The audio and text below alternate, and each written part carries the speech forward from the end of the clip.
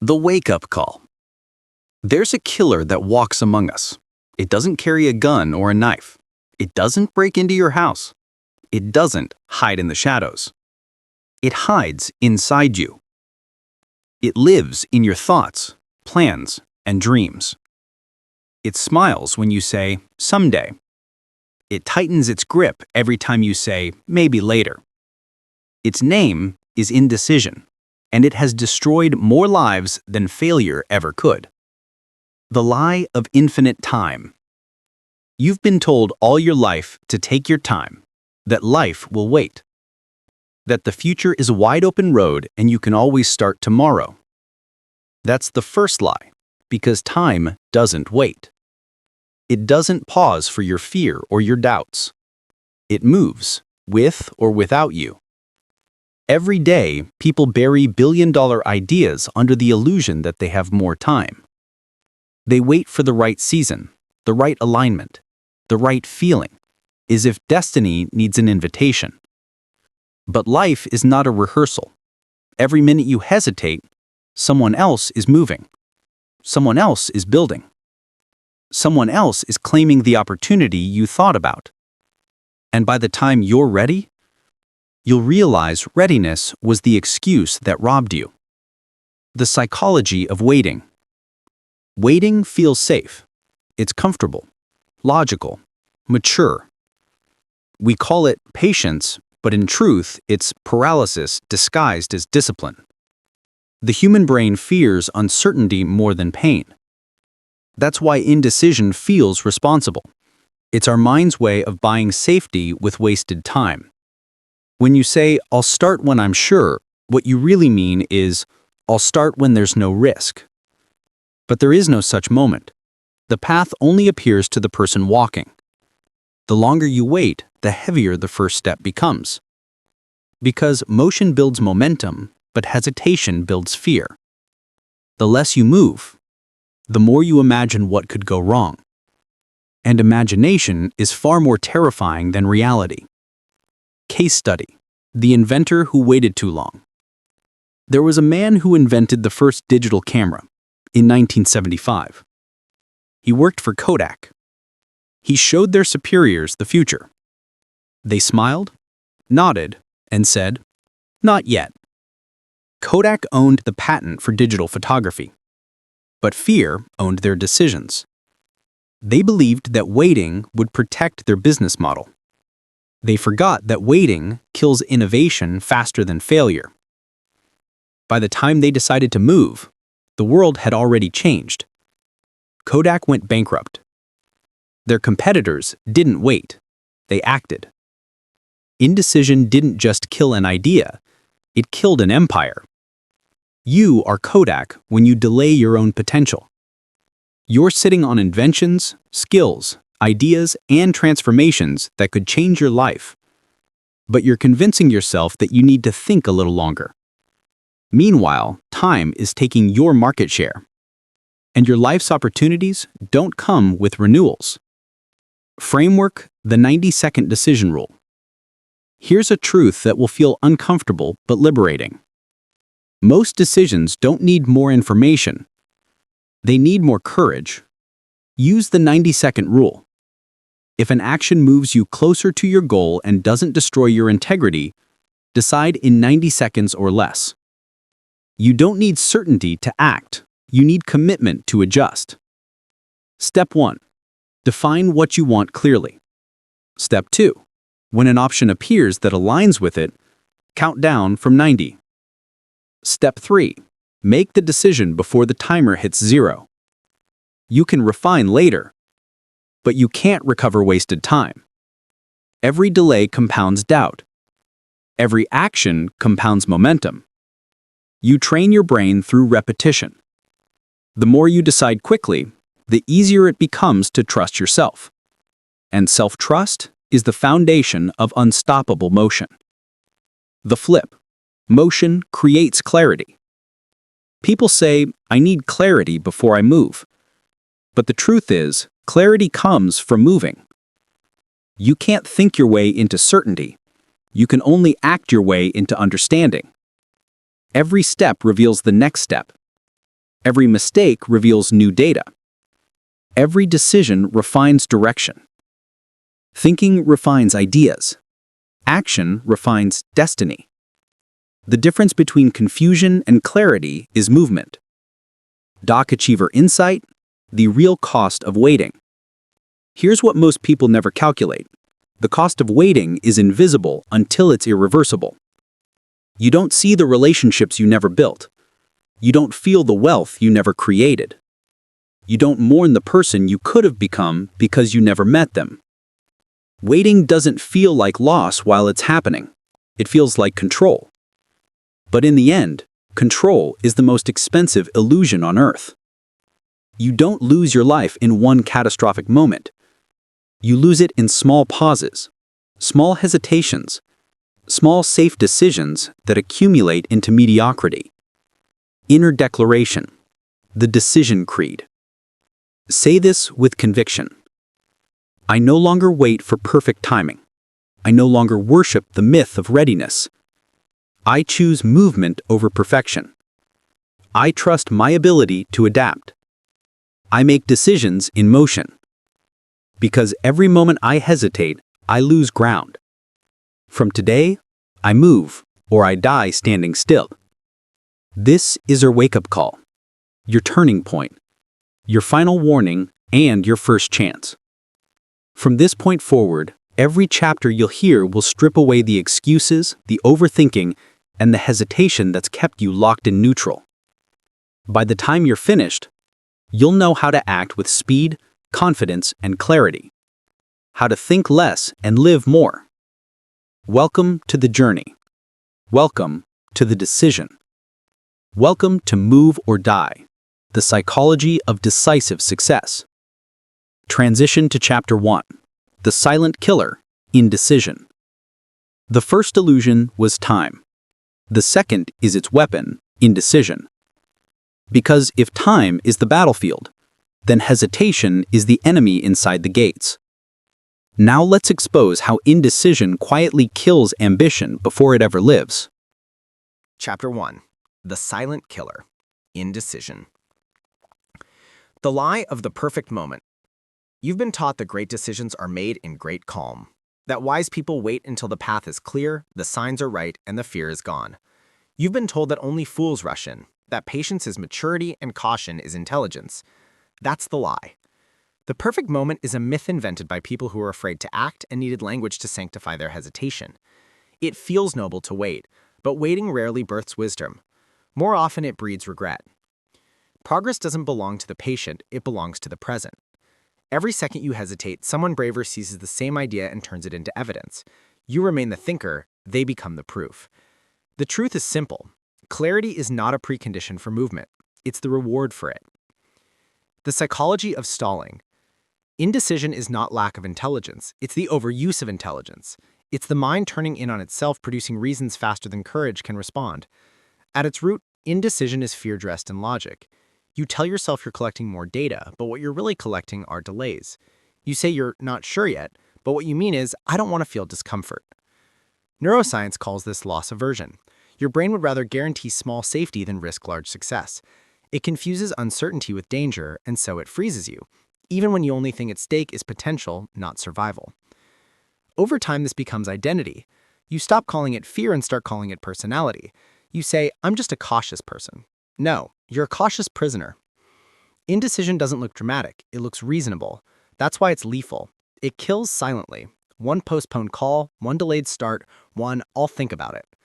The cost compounds invisibly until the day you realize that the version of you who was once daring has been replaced by a careful ghost. Case study: the missed flight of opportunity. In 1999, two young engineers pitched an idea for an online bookstore with global reach. One of their mentors admired the concept but said, wait, the internet is still unstable. Let's see how the market matures. That mentor was brilliant, but cautious. 5 years later, that bookstore became Amazon. The mentor went on to teach risk management. It's easy to laugh at hindsight, but we've all done the same thing. We delay because the idea feels too early, too risky, too unproven. But history rewards those who decide while others deliberate. Jeff Bezos famously said, if I know it's the right direction, I'll make the decision with 70% of the information I wish I had. That's not recklessness, that's realism. because by the time you reach 100% certainty, the window is closed. Framework: the decision velocity protocol. If hesitation is the disease, velocity is the cure. Speed doesn't mean carelessness, it means controlled urgency. Use the decision velocity protocol to retrain your instincts. Step, directive, key question. 1. Define the objective. Know what forward means. Question: what result am I really seeking? 2. Diagnose the risk. Separate fatal from fixable.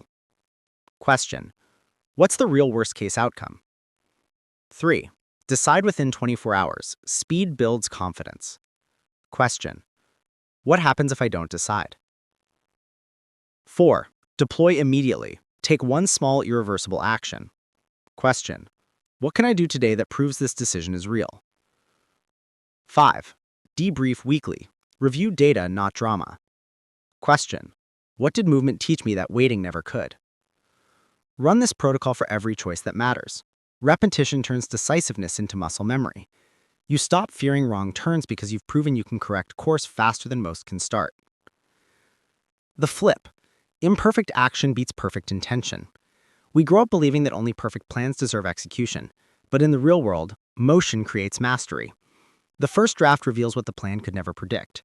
The first launch teaches more than a year of meetings. The first yes opens doors that no spreadsheet ever will. You can fix a wrong move, you can't fix no move. Even failure leaves you further ahead because it leaves you informed. That's the paradox of decisiveness. The cost of movement is visible, but the cost of stillness is invisible and infinite. Winners aren't those who avoid mistakes, they're those who accumulate corrections. Each decision gives feedback, each feedback sharpens instinct, and instinct, not analysis, is what wins in the long run. Dayachiever Insight: the myth of safety. Safety is not the absence of risk, it's the management of risk through momentum. Standing still is the most dangerous position in a moving world. Economies evolve, markets shift, technology updates. If you don't move, reality will move for you and drag you behind it. You think you're avoiding loss, but you're actually guaranteeing obsolescence. The slow are not safe, they're simply delayed casualties. The only real protection is progression. Because speed creates security. The faster you adapt, the safer you become. Microstory: the runner who refused to wait. A young athlete once told his coach that he would resume training once the weather clears. The coach smiled and said, "The storm is the training." Years later, that athlete won a national championship during a storm. He didn't outrun talent, he outtrained hesitation. He learned that consistency under pressure rewires fear into focus. Every storm you avoid becomes a storm you're not prepared for, but every storm you face becomes proof that you can decide under fire. Action framework: the decisive habit loop. Trigger: notice hesitation, that pause before you act. Interrupt: count down 3, 2, 1, then move. Reward: track the win, even if it's small. Repeat: stack these micro moves until motion feels natural. In 30 days, hesitation loses its power. You've retrained your brain to interpret movement as safety. That's how you become unstoppable, by making speed your new comfort zone. The psychological flip: from fear to feedback. The brain hates being wrong more than it loves being right. But if you redefine wrong as data, the fear dissolves. Decisions stop being verdicts and start being experiments. Failure becomes a teacher, not a trauma. You move from self-protection to self-correction. And in that shift, life opens. You realize the real risk was never the leap. It was the lifetime spent wondering what would have happened if you had. Inner declaration: the decision commandment. Say this until it becomes reflex. I decide fast. I learn faster. I do not wait for certainty, I create it. I am not a thinker in hiding, I am a builder in motion. My decisions are my signature on time itself. Every day I hesitate, I lose ground. Every time I act, I gain power. From today forward, I move, even through fear. Transition to Chapter 2, the lie of ready. You've dismantled the first illusion that waiting protects you. But indecision has a twin, the fantasy of readiness. In the next chapter, we'll expose how the obsession with feeling ready keeps the smartest people stuck at the starting line, and how to build confidence while moving, not before. Chapter 2: The Lie of Ready. The Myth of Readiness. You've been waiting for the day you'll feel ready. The day fear quiets down, the path looks clear, the money aligns, and confidence appears on cue. That day never comes. Ready is not a condition. It's an excuse, a psychological mirage that moves one step ahead every time you move forward.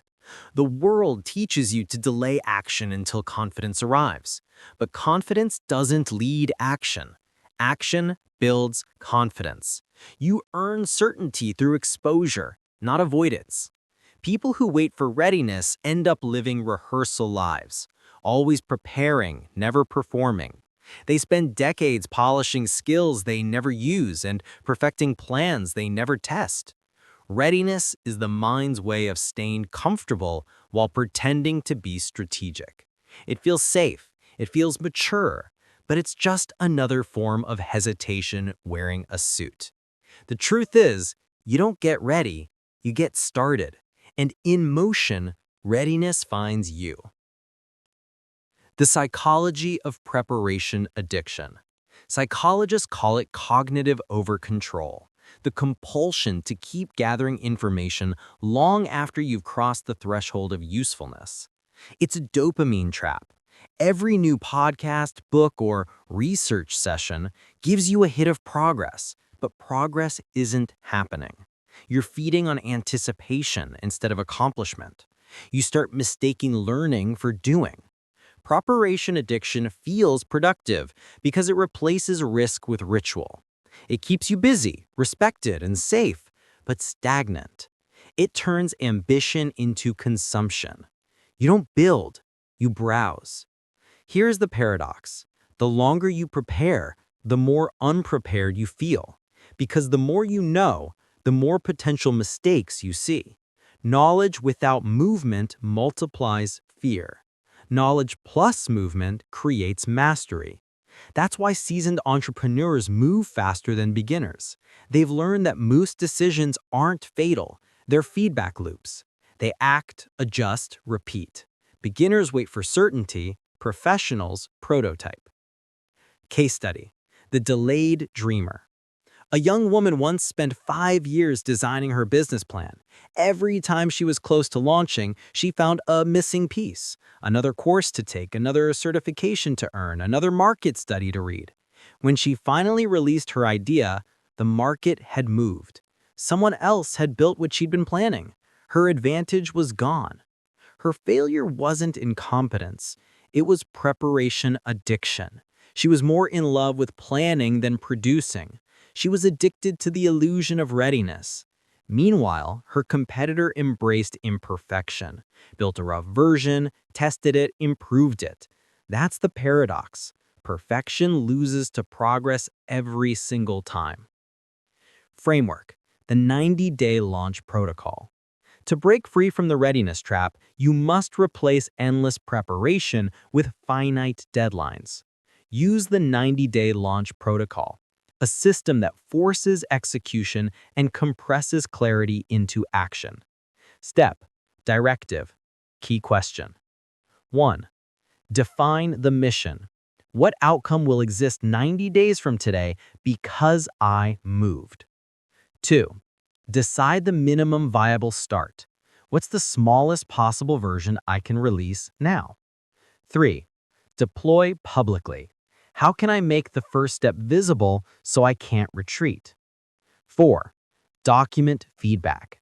What did reality teach me that theory never could? 5. Double down or redirect. What worked, what failed, and what's next? Execution produces intelligence. Waiting produces anxiety. Within 90 days, you'll either have results or data. Both are wins. The flip. Action precedes alignment. You've been told to find your purpose before you move, but purpose doesn't appear at the beginning, it appears in motion. Direction is discovered, not declared. The happiest, most fulfilled people rarely started with clarity. They started with curiosity. They tested, failed, learned, and adjusted until meaning emerged. Your purpose is not hiding in a meditation retreat. It's hiding in your unfinished actions. You don't wait for alignment to act. You act until you align, because motion reveals what stillness conceals. D-achiever insight, the velocity of confidence. Confidence is not a feeling, it's a record. It's evidence of past action proving that you can survive motion. Every time you make a decision and live through the outcome, confidence grows. Every time you wait, it shrinks. You can't think your way into confidence. You can only behave your way into it. That's why decisive people look fearless. They're not fearless, they're fluent. They've spoken the language of movement so many times that uncertainty no longer feels foreign. Microstory: the pilot and the fog. A commercial pilot once explained that 80% of his flights begin in partial fog. When he takes off, visibility might be just a few hundred meters. He doesn't wait for the entire sky to clear. He trusts the instruments. He trusts motion. He said, "You don't need to see the whole route to stay on course.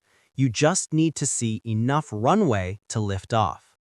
That's how confidence is built, not by waiting for perfect visibility, but by trusting that forward motion reveals what stillness never can. The same law applies to life. Most people stay on the ground waiting for perfect weather, while a few dare to accelerate through the fog. The first group studies flight manuals. The second group builds empires. Action framework: the readiness reset. If you catch yourself over-preparing, run this reset sequence. Interrupt the loop. The moment you think, "I need more time," stop. Ask instead, "What's one thing I can do right now to prove I've started?" Shrink the battlefield. Don't launch a revolution, launch a test. Big visions are built from micro moves. Publicize the commitment. Tell someone what you're doing. Visibility creates accountability. Reward motion, not perfection. Celebrate the act of deciding, not just the outcomes. Audit your evidence. At the end of each week, write down every move you made. Your brain believes what it sees repeated. This rewires your nervous system to associate motion with safety. Soon, hesitation will feel unnatural. The psychological flip: from fear to familiarity. Fear is not proof you're unready. It's proof you're expanding. Readiness isn't the absence of fear. It's the ability to move with it. Because what you repeatedly face becomes familiar, and familiarity replaces fear faster than any affirmation ever could. Exposure is evolution. The more you move, the more your brain learns that uncertainty isn't fatal. It's fertile. That's why experience breeds calm. You've met chaos before and survived. You don't shrink from it, you navigate it. You stop needing perfect plans because you trust imperfect progress. Case study 2. The musician who launched Raw. A young guitarist used to record endless takes in his bedroom. Every time he was close to uploading, he'd say, "It's not ready." Meanwhile, other musicians with half his talent were building global audiences. One day, frustrated, he uploaded an unedited video. It went viral.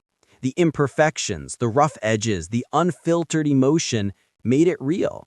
He learned that readiness is not the removal of flaws. It's the release of resistance. If you wait for perfect, you wait forever. If you start raw, you start real. D-achiever insight. Readiness is a reflex. Readiness is not something you reach, it's something you train. Every time you move before you feel ready, you're teaching your nervous system a new truth. I can act in uncertainty and still be safe. After enough repetitions, your subconscious rewrites its rules. Fear becomes signal, not stop sign. And you realize what every leader eventually learns. Courage isn't confidence.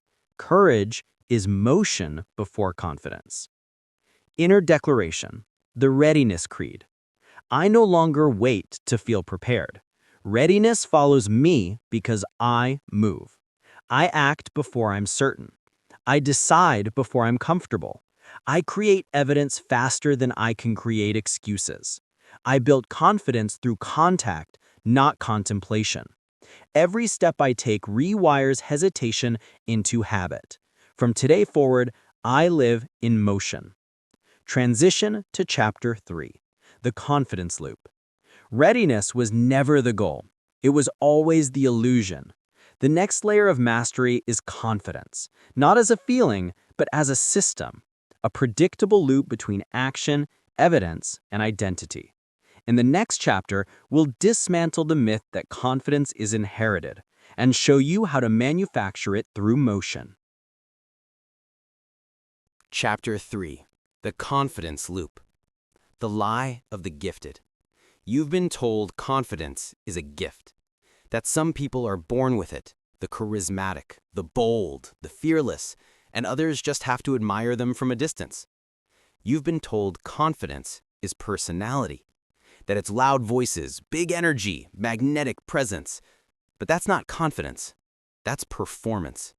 Real confidence is not noise. It's internal proof. It's quiet power earned through evidence. Confidence doesn't come from applause. It comes from repetition, from decisions that didn't destroy you, from risks that didn't ruin you, from motion that proved you could survive the unknown. Confidence is not inherited. It's engineered. It's not something you have. It's something you practice. The psychology of proof. Every brain craves one thing above all: certainty. And when it doesn't have certainty, it borrows memory as proof. That's the secret. Confidence is not an emotion. It's a neurological pattern built on evidence of competence. The more times you take action and survive, the more your brain associates motion with safety. That association becomes self-trust. Self-trust becomes confidence. Confidence, then, is not mystery. It's math. Action creates evidence. Evidence creates belief. Belief creates identity. Identity sustains more action. That is the confidence loop. When you understand it, confidence stops being magical and becomes mechanical. You don't need luck. You need loops. The real enemy, the broken loop. Most people don't lack confidence. They lack evidence. They're stuck in what psychologists call the broken feedback loop. They wait for confidence to start, so they never start. And because they never start, they never collect the proof that builds confidence. It's a perfect trap. No action, no evidence, no belief, no confidence, no action. And the longer you stay in it, the harder it becomes to move. Not because the world is cruel, but because your brain is protecting an outdated identity. Your nervous system's job is survival, not success. It will always prioritize comfort over growth. Confidence is built when you retrain it to interpret discomfort as data, not danger. Case study: the first speech. In 1983, a terrified college student walked to the front of a small classroom to give a speech. He stuttered. He forgot half his points. The audience looked politely uncomfortable. He went home humiliated. That student was Warren Buffett. Decades later, when people asked how he built unshakable confidence, Buffett didn't mention money or fame. He said one thing: the single greatest investment I ever made was in a public speaking course. He didn't gain confidence after he became successful. He became successful because he forced himself to act while afraid. He built proof. And proof rewired his brain. That's the loop. Framework: the confidence loop protocol. Here's how to rebuild the loop deliberately. Step: directive. Question: 1. Act before emotion. What would the confident version of me do now? 2. Collect evidence. What proof did this action create that I can handle discomfort? 3. Affirm through reflection. What does this say about who I am becoming? 4. Reinforce to repetition. How can I do it again, faster and louder? 5. Expand the arena. Where else can I apply this courage? Each cycle rewires self-doubt into self-trust. Confidence stops being a feeling you chase and becomes a pattern you control.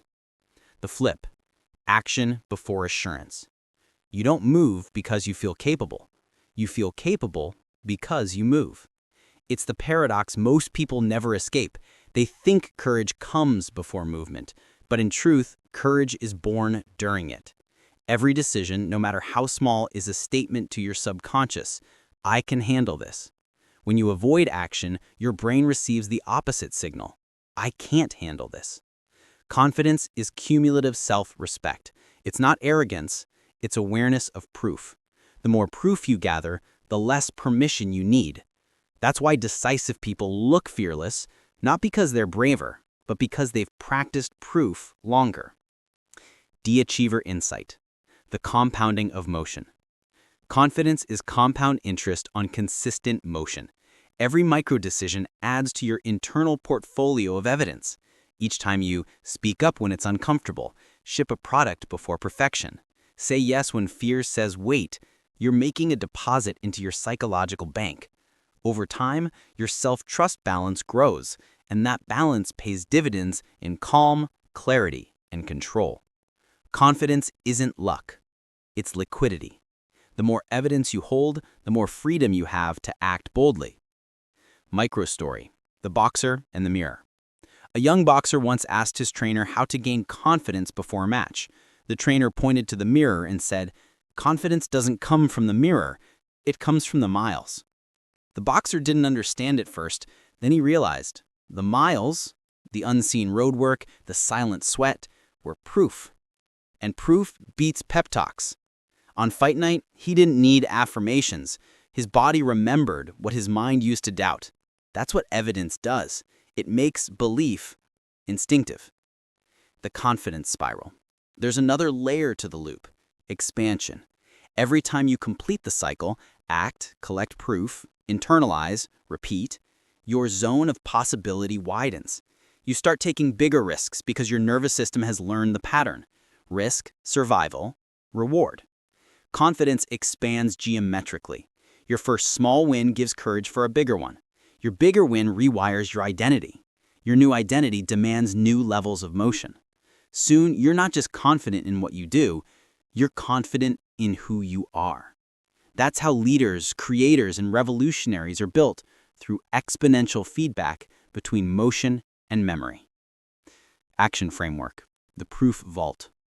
Confidence fades when memory fades. So build a proof vault, a tangible system to remind yourself of your evidence. Here's how. Document every act of courage. Small or large, keep a digital or handwritten record. Describe what happened. What did you fear? What did you do? What was the result? Review weekly. The mind forgets wins faster than wounds. Reread your proof. Reinforce identity. Each entry starts with, "This is evidence that I am becoming." Scale the challenge. Use your proof vault to calibrate new levels of discomfort. When the next fear arises, open your vault. Confidence returns because evidence never lies. The psychological flip. From confidence to conviction. Confidence says, "I think I can." Conviction says, "I know I must." Conviction is confidence multiplied by purpose. It's the point where self-belief fuses with duty, when action stops being optional. The world bends for the convicted because conviction doesn't negotiate with hesitation. You don't need to wait to feel ready. You need to stack enough evidence that movement becomes identity. Once that happens, even fear starts working for you, as adrenaline, not avoidance. Case study. The fearless founder. Before launching his electric car company, Elon Musk admitted publicly, the odds of success are less than 10%. He wasn't confident in the outcome, he was confident in his ability to adjust. That's the real game. Confidence is not believing you'll never fail. It's believing you'll never stop. Musk, Jobs, Oprah, Branson, they all share the same loop. They act, learn, adapt, act again.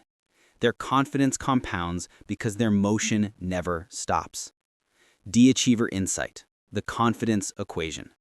Here's the equation every achiever eventually discovers. Confidence equals decisions times survival rate divided by time.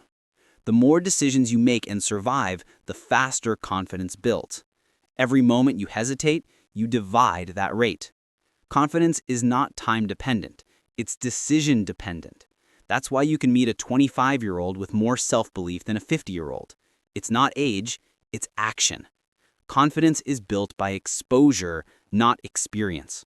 Experience is passive. Exposure is deliberate. Expose yourself to the next level, and the loop strengthens automatically. Inner declaration, the confidence creed. I no longer chase confidence. I create it. I build it through motion, proof, and repetition. I act first, then believe. I no longer wait for validation. My evidence is my witness. Every action I take expands my possibility. Every decision I make redefines who I am. I live in the loop, confident not because I know the outcome, but because I trust myself to move regardless. Transition to Chapter 4, the fear advantage. Confidence is not the absence of fear, it's your ability to move despite it. But what if fear itself could become fuel? In the next chapter, we'll dismantle the myth that fear is your enemy and reveal how the most dominant performers use fear as their ultimate performance enhancer. Because motion isn't just about confidence, it's about turning fear into fire. Chapter 4. The Fear Advantage. The Lie of Fearlessness. You've been told to be fearless, to silence your anxiety, to conquer fear, crush it, ignore it. That's the lie. The fearless don't win. The fear-informed do. Because fear was never your enemy. It's your early warning system. Your internal radar, your survival software, screaming that something valuable is at stake. If you feel fear, it means you're near the edge of expansion. The opposite of fear isn't courage, it's numbness. And numb people don't grow. You don't need to kill fear. You need to translate it. The most dangerous humans on Earth are not those who feel nothing. They're the ones who've trained fear to work for them. The psychology of fear's signal. Fear has one job: to protect you. But your brain doesn't know the difference between a tiger in the jungle and a boardroom presentation. It triggers the same cortisol, the same heart rate, the same freeze or flee response. That's why most people misread fear. They feel the surge and interpret it as danger. They say, I'm scared, therefore I shouldn't. High achievers say, I'm scared, therefore I must. The physiological symptoms, trembling hands, racing heart, tight chest, are neutral signals. They don't mean stop. They mean something matters. Fear is simply focus that hasn't been directed yet. Once you assign it purpose, it transforms from paralysis to propulsion. You can't delete fear, but you can redesign its meaning. Case study. The champion who felt it every time. Before every fight, Muhammad Ali admitted he felt fear. Not of pain, but of losing what he'd built. He used that fear to sharpen his focus. He said, I don't count my sit-ups. I only start counting when it starts hurting, because that's when it really counts. Fear was his timer, a signal that the real work had begun. He didn't fight fear, he partnered with it. That's the secret of elite performers. They don't avoid pressure. They metabolize it. They turn it into precision. Fear doesn't mean back off. It means pay attention. Framework: the Fear Transmutation Protocol. Here's how to transform fear from a stop sign into fuel. Step: directive. Key question. 1. Identify the signal. What exactly am I afraid of losing or missing? 2. Name the value. What does this fear reveal about what matters most to me? 3. Redirect the energy. How can I use this adrenaline to perform with intensity? 4. Anchor the memory. What proof do I have that I've done scary things and survived? 5. Reward the response. How will I celebrate facing fear, not just beating it? You're not trying to remove fear, you're trying to recycle it. Every fear confronted becomes fuel stored. Every confrontation builds capacity. That's how you expand your threshold for power. The flip. Fear as frequency. Think of fear as a frequency. It vibrates faster as you approach something meaningful. When you're bored, there's no fear. When you're stagnant, no pulse. But when you're on the edge of something transformative, the signal spikes. That's how you know you're alive. If you numb fear, you also numb excitement, creativity, and joy. Because it's all the same energy, just different interpretations of intensity. The key is not to lower your emotional volume. It's to change what the noise means. Fear doesn't whisper, run. It whispers, pay attention, you're close. Deceiver insight. The currency of courage. Courage is not the absence of fear. It's the transaction between fear and action. Every time you move through fear, you're buying freedom with discomfort. Fear is the price of access. That's why most people never become extraordinary. They refuse to pay. They confused emotional comfort with safety. But in truth, the safest place to be is inside your power zone, and that zone is always guarded by fear. The doors to new levels of life never swing open by ease. They open by exposure. So if you're afraid, good. That's not weakness. That's your body announcing there's treasure nearby. Microstory. The diver and the deep. A professional freediver once described the moment before submerging. The heart pounds, the lungs tighten, instincts scream to stay above water. That fear doesn't go away, it just changes form. With training, the brain learns this fear doesn't mean danger, it means depth. Every dive teaches the body that survival is possible deeper than before. That's how expansion works. You descend through fear to find peace below it. Fear sits at the surface. Mastery lives beneath. The fear reversal equation. Here's a mental formula used by Navy SEALs and elite entrepreneurs alike. Fear to focus to flow. Fear spikes awareness. Awareness sharpens focus. Focus triggers flow, that state where time disappears and performance peaks. The only difference between panic and power is perspective. You can rewire that in real time. When fear hits, say internally, my body is preparing for performance. This single reframe converts adrenaline into access. Your nervous system listens to your narrative. Tell it you're in danger, and it collapses. Tell it you're in motion, and it optimizes. Case Study 2. The entrepreneur who mastered stage fear. Sarah Blakely, the billionaire founder of Spanx, used to fear public speaking so much she'd shake before interviews. So she joined a stand-up comedy class. Her goal wasn't to be funny, it was to face fear on demand. By putting herself in high discomfort zones intentionally, she built tolerance. Years later, she described her philosophy simply: if you're not scared, you're not growing. That's the fear advantage in action. She didn't chase calm, she chased capacity. She trained fear like a muscle until it became an ally. Action framework, the fear recalibration drill. You can train fear the same way. List your recurring fears, the things you avoid: calls, launches, rejections, confrontations. Rank them by intensity, 1 to 10. Start at level 4 to 6, uncomfortable, but survivable. Expose intentionally once a day. Do one action that triggers mild fear. Track physiological cues, heart rate, breath, thoughts. Learn your pattern. Reframe after completion. Write, I felt fear, I acted anyway, I survived. In 21 days, you'll notice something radical. Your fear responses shrink, your capacity expands, and you begin to crave challenges that once terrified you. That's how growth feels, like fear disguised as evolution. The psychology of threshold expansion. Every human has a fear threshold, the level of uncertainty your body can handle before freezing. You expand it only by exposure. The more fear you face, the less your body interprets it as threat.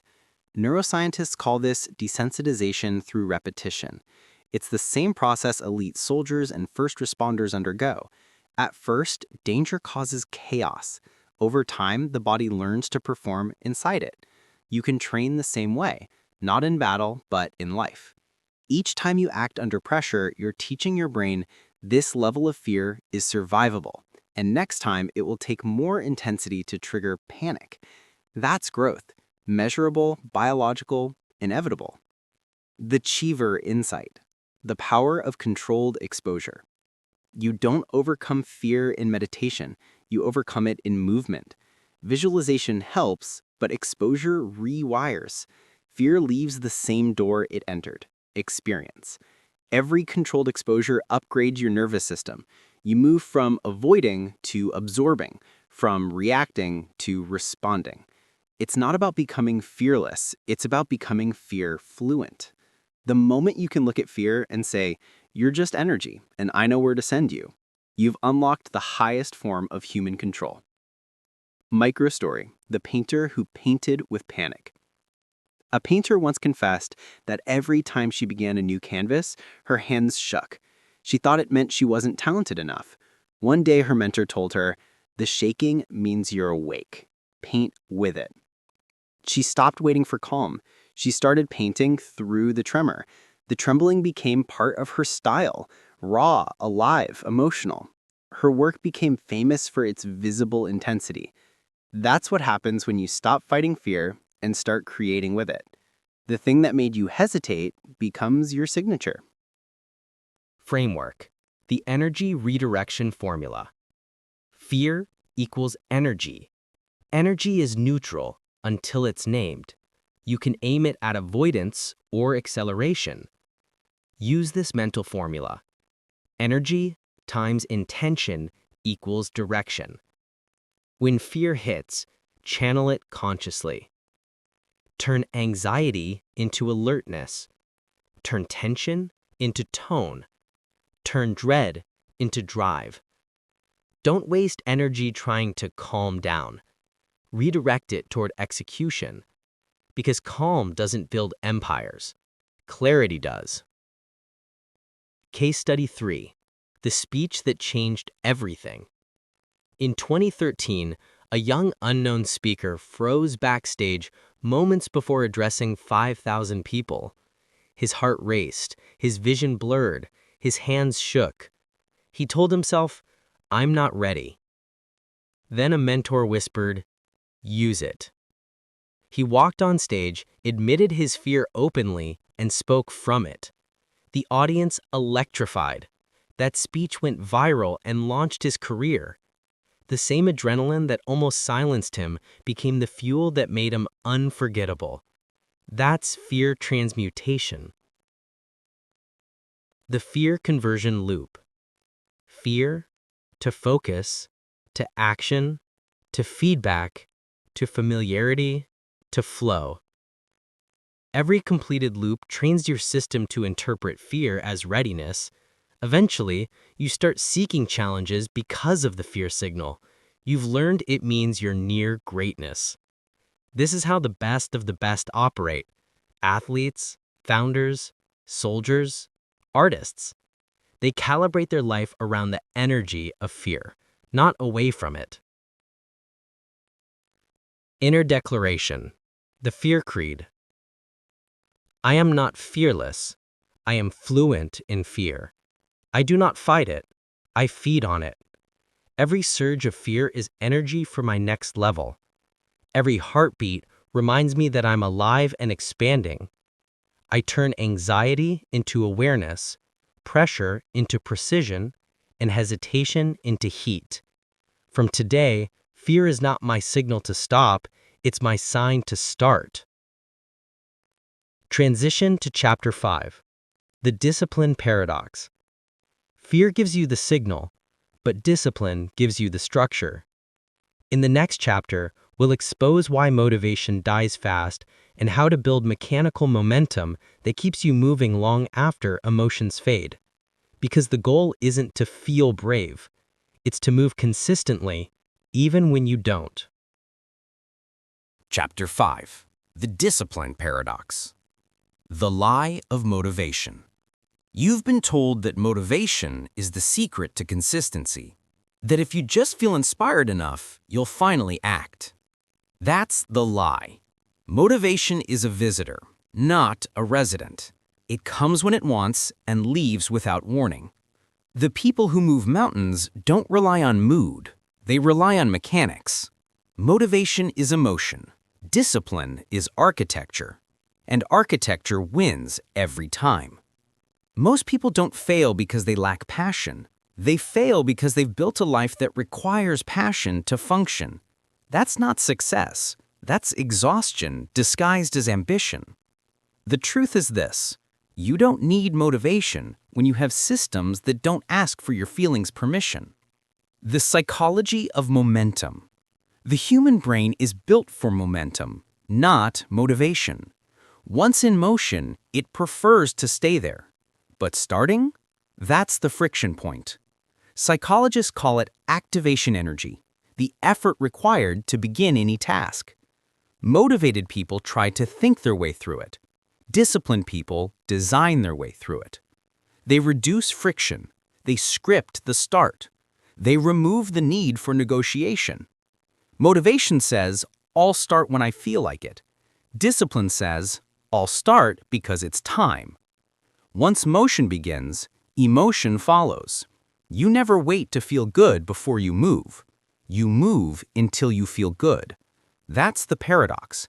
You don't act because you're inspired. You're inspired because you acted. Case study: the writer who outworked talent. A famous novelist once confessed that he rarely felt motivated to write. He said, "If I only wrote when inspired, I'd have written 3 pages in my life." Instead, he built a system. He wrote at the same desk, at the same hour, with the same ritual: coffee, candle, silence. His body learned the sequence like muscle memory. When the candle lit, the brain switched to work mode. He trained himself to act without negotiation. That's discipline. Not punishment, but automation. Discipline turns creativity from chaos into consistency. Framework: the mechanical momentum model. You don't need to become superhuman. You just need systems that make discipline easier than disobedience. Use the mechanical momentum model. Step, directive, key question. 1. Anchor the habit. What time, trigger, or cue tells my brain it's time to move? 2. Automate the start. How can I make the first 2 minutes effortless? 3. Reduce friction. What obstacles can I remove before tomorrow? 4. Measure, don't judge. What data will prove I'm consistent? 5. Reward momentum, not completion. How can I celebrate consistency, not perfection? Discipline isn't about rigidity. It's about removing choice at the critical point of decision, because once the body begins, the mind follows. The flip. Structure equals freedom. People fear discipline because they mistake it for a restriction. But the paradox is this: structure doesn't trap you, it frees you. Discipline is what allows freedom to exist sustainably. Without it, freedom collapses into chaos. Think about it. Musicians improvise freely because they mastered scales. Athletes dominate because they mastered repetition. Entrepreneurs innovate because they mastered systems. Freedom is the reward for structure. You don't earn it by escaping routine, you earn it by building one that keeps you powerful. The people who move the fastest are the ones who think the least about when to move, because their life is designed to move automatically. Da Achiever Insight: the automation of power. Every great performer builds automated courage. It's not that they feel brave every day, it's that their system doesn't give them time to retreat. Automation isn't about laziness, it's about loyalty to your higher self. It's a structure that protects you from your weaker moments. You won't always be inspired. You won't always be confident. But if you're disciplined, you'll always be in motion. Discipline is emotional insurance. It makes sure your goals don't depend on your mood. Microstory: The Violinist and the Chair. A world-class violinist once said she practiced 5 hours a day for 20 years. When asked how she stayed so disciplined, she smiled and said, "I never asked myself if I wanted to practice. I just sat in the chair." The chair was her system, her cue, her contract. That's discipline at its purest form. Identity tied to ritual, not feeling. You don't need motivation when your identity already decided for you. The discipline-energy equation. Energy doesn't come first. Rhythm does. Discipline creates energy, because once action becomes routine, your brain stops wasting power on decision-making.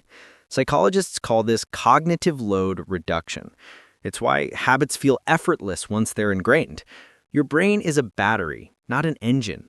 Every time you hesitate, you burn charge. Every time you automate, you conserve it. That's why disciplined people seem tireless. They're not stronger, they're streamlined. Case study 2, The Entrepreneur and the 5 a.m. Rule.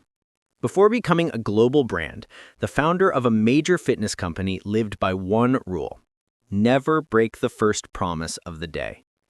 His alarm rang at 5 a.m., not because he loved mornings, but because he understood identity begins with kept promises. That one habit built the discipline muscle that built everything else: consistency, resilience, endurance. He said, "If you keep the first promise, the rest of the day feels like momentum.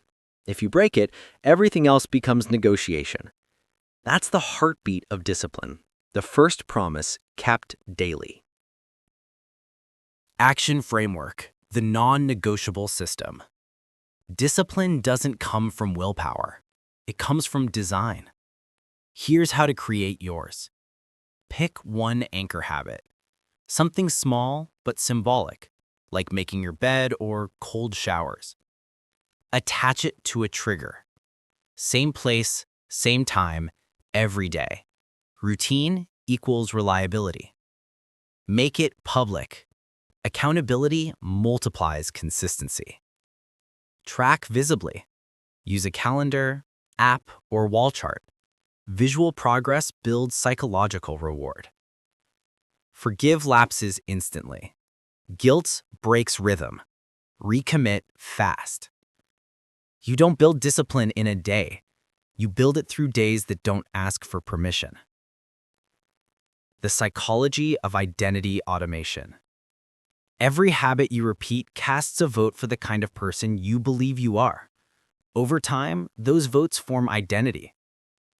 Discipline isn't forcing behavior. It's reinforcing identity. You stop saying, "I'm trying to write," and start saying, "I'm a writer." The identity takes over. Once identity fuses with routine, willpower becomes irrelevant. You move because that's who you are. Identity is the most powerful automation on Earth. De-achiever insight: ritual over emotion. The world teaches you to chase emotion, inspiration, passion, hype. But emotion is seasonal. Ritual is perennial. Ritual is what remains when inspiration dies. It's the bridge between who you are and who you said you'd become. Every time you repeat your ritual, you declare, "I'm not waiting to feel different. I'm behaving like my future self now." That's what separates the ordinary from the inevitable. Microstory: the bricklayer's law.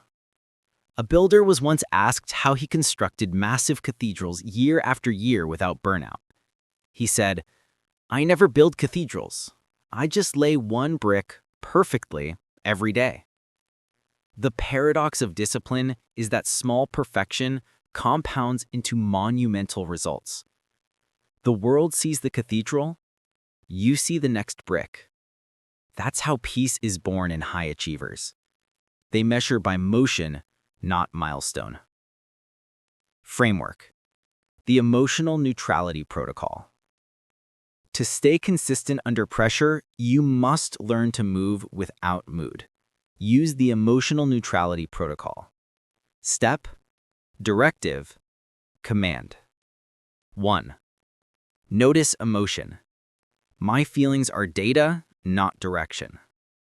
2. Name it, don't obey it. I feel tired, but I'll move anyway. 3. Do 1 rep. Start, momentum will follow. 4. Reinforce the identity. This is who I am, not how I feel. 5. Repeat until reflex. Emotion follows execution. That's how discipline becomes spiritual. It transcends emotion. You act because your standard doesn't negotiate. The flip, emotion as follower. When you stop expecting to feel motivated, you stop being controlled by your moods.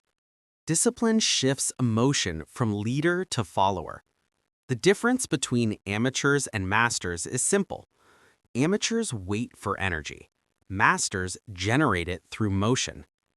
The moment you act without needing to feel like it, you've won, because now your emotions work for you, not against you. That's sovereignty, the rarest form of power. Case study 3, the marathoner's math. A world champion marathoner once said, "I never run 42 kilometers. I run 1 42 times." Discipline reframes scale. It breaks giants into grades. It turns the overwhelming into the operational. That's why disciplined people seem unstoppable. They don't chase finish lines. They chase fractions. And fractions always add up. The compounding law of consistency. Discipline multiplies like interest.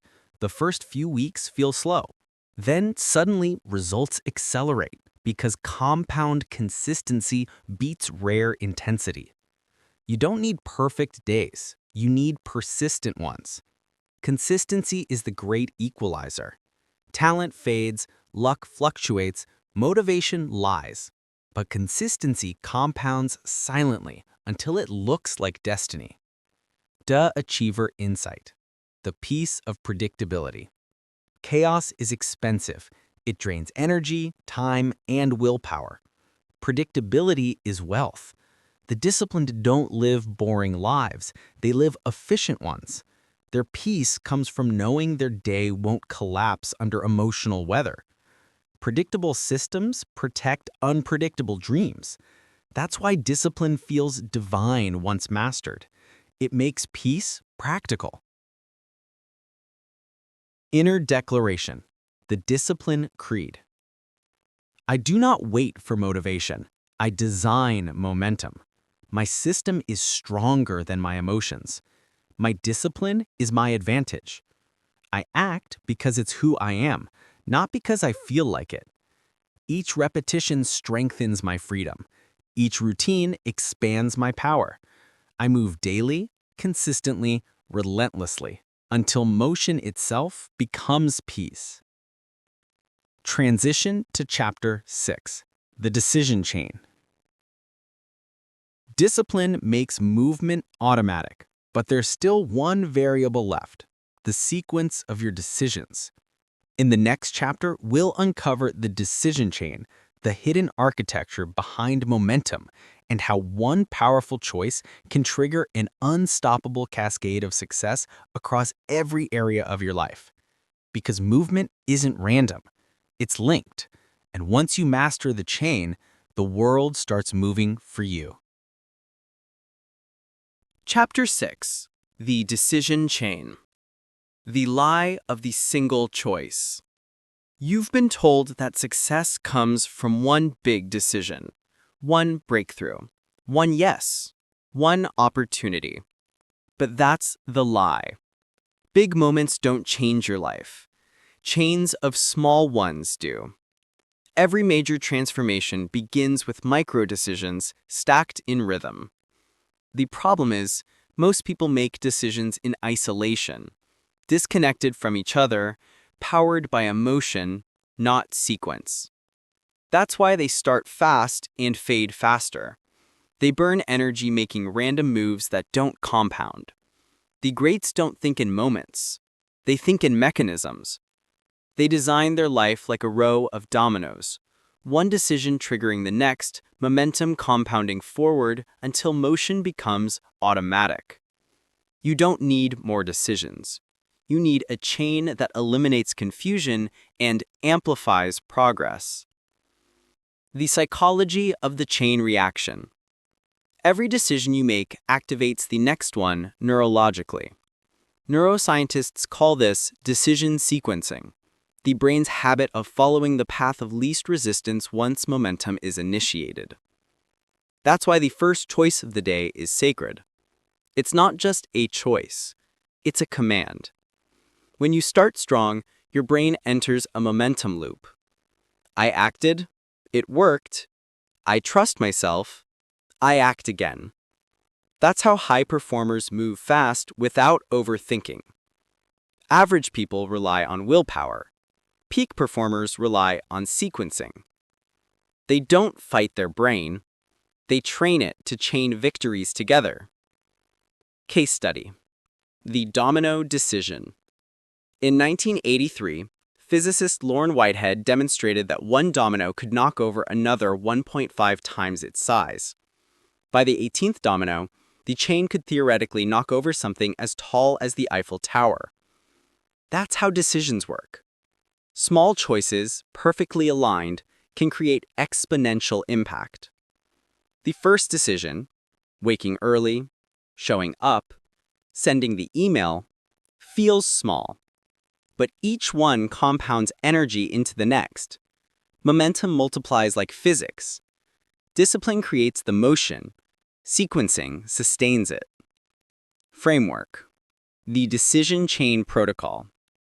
Here's how to design decisions that multiply instead of drain. Step, directive, key question. 1. Choose the anchor decision. What single choice, done daily, makes the rest easier? 2. Define the chain reaction. What second and third actions does this naturally trigger? 3. Remove breakpoints. Where do I usually stop, and how can I remove friction there? 4. Track the momentum. What visible progress proves the chain is working? 5. Reinforce with reward. How do I make the feeling of completion addictive? Once established, the chain becomes self-sustaining. One right choice in the morning can create 20 aligned actions by night. You're no longer chasing motivation. You're riding sequence. The flip. Life by design, not decision. Most people live decision-heavy lives. Every day they wake up asking, what should I do first? What should I eat? Should I go to the gym? Should I post that video? Should I send that message? Every should burns cognitive fuel. Eventually, the brain rebels, not from effort, but from exhaustion. That's why you don't need more decisions, you need fewer decisions that matter more. Greatness is simplicity perfected. The most powerful lives are pre-decided. Systems that reduce choice produce results that feel supernatural. When you design the right sequence once, you eliminate 1,000 micro-battles later.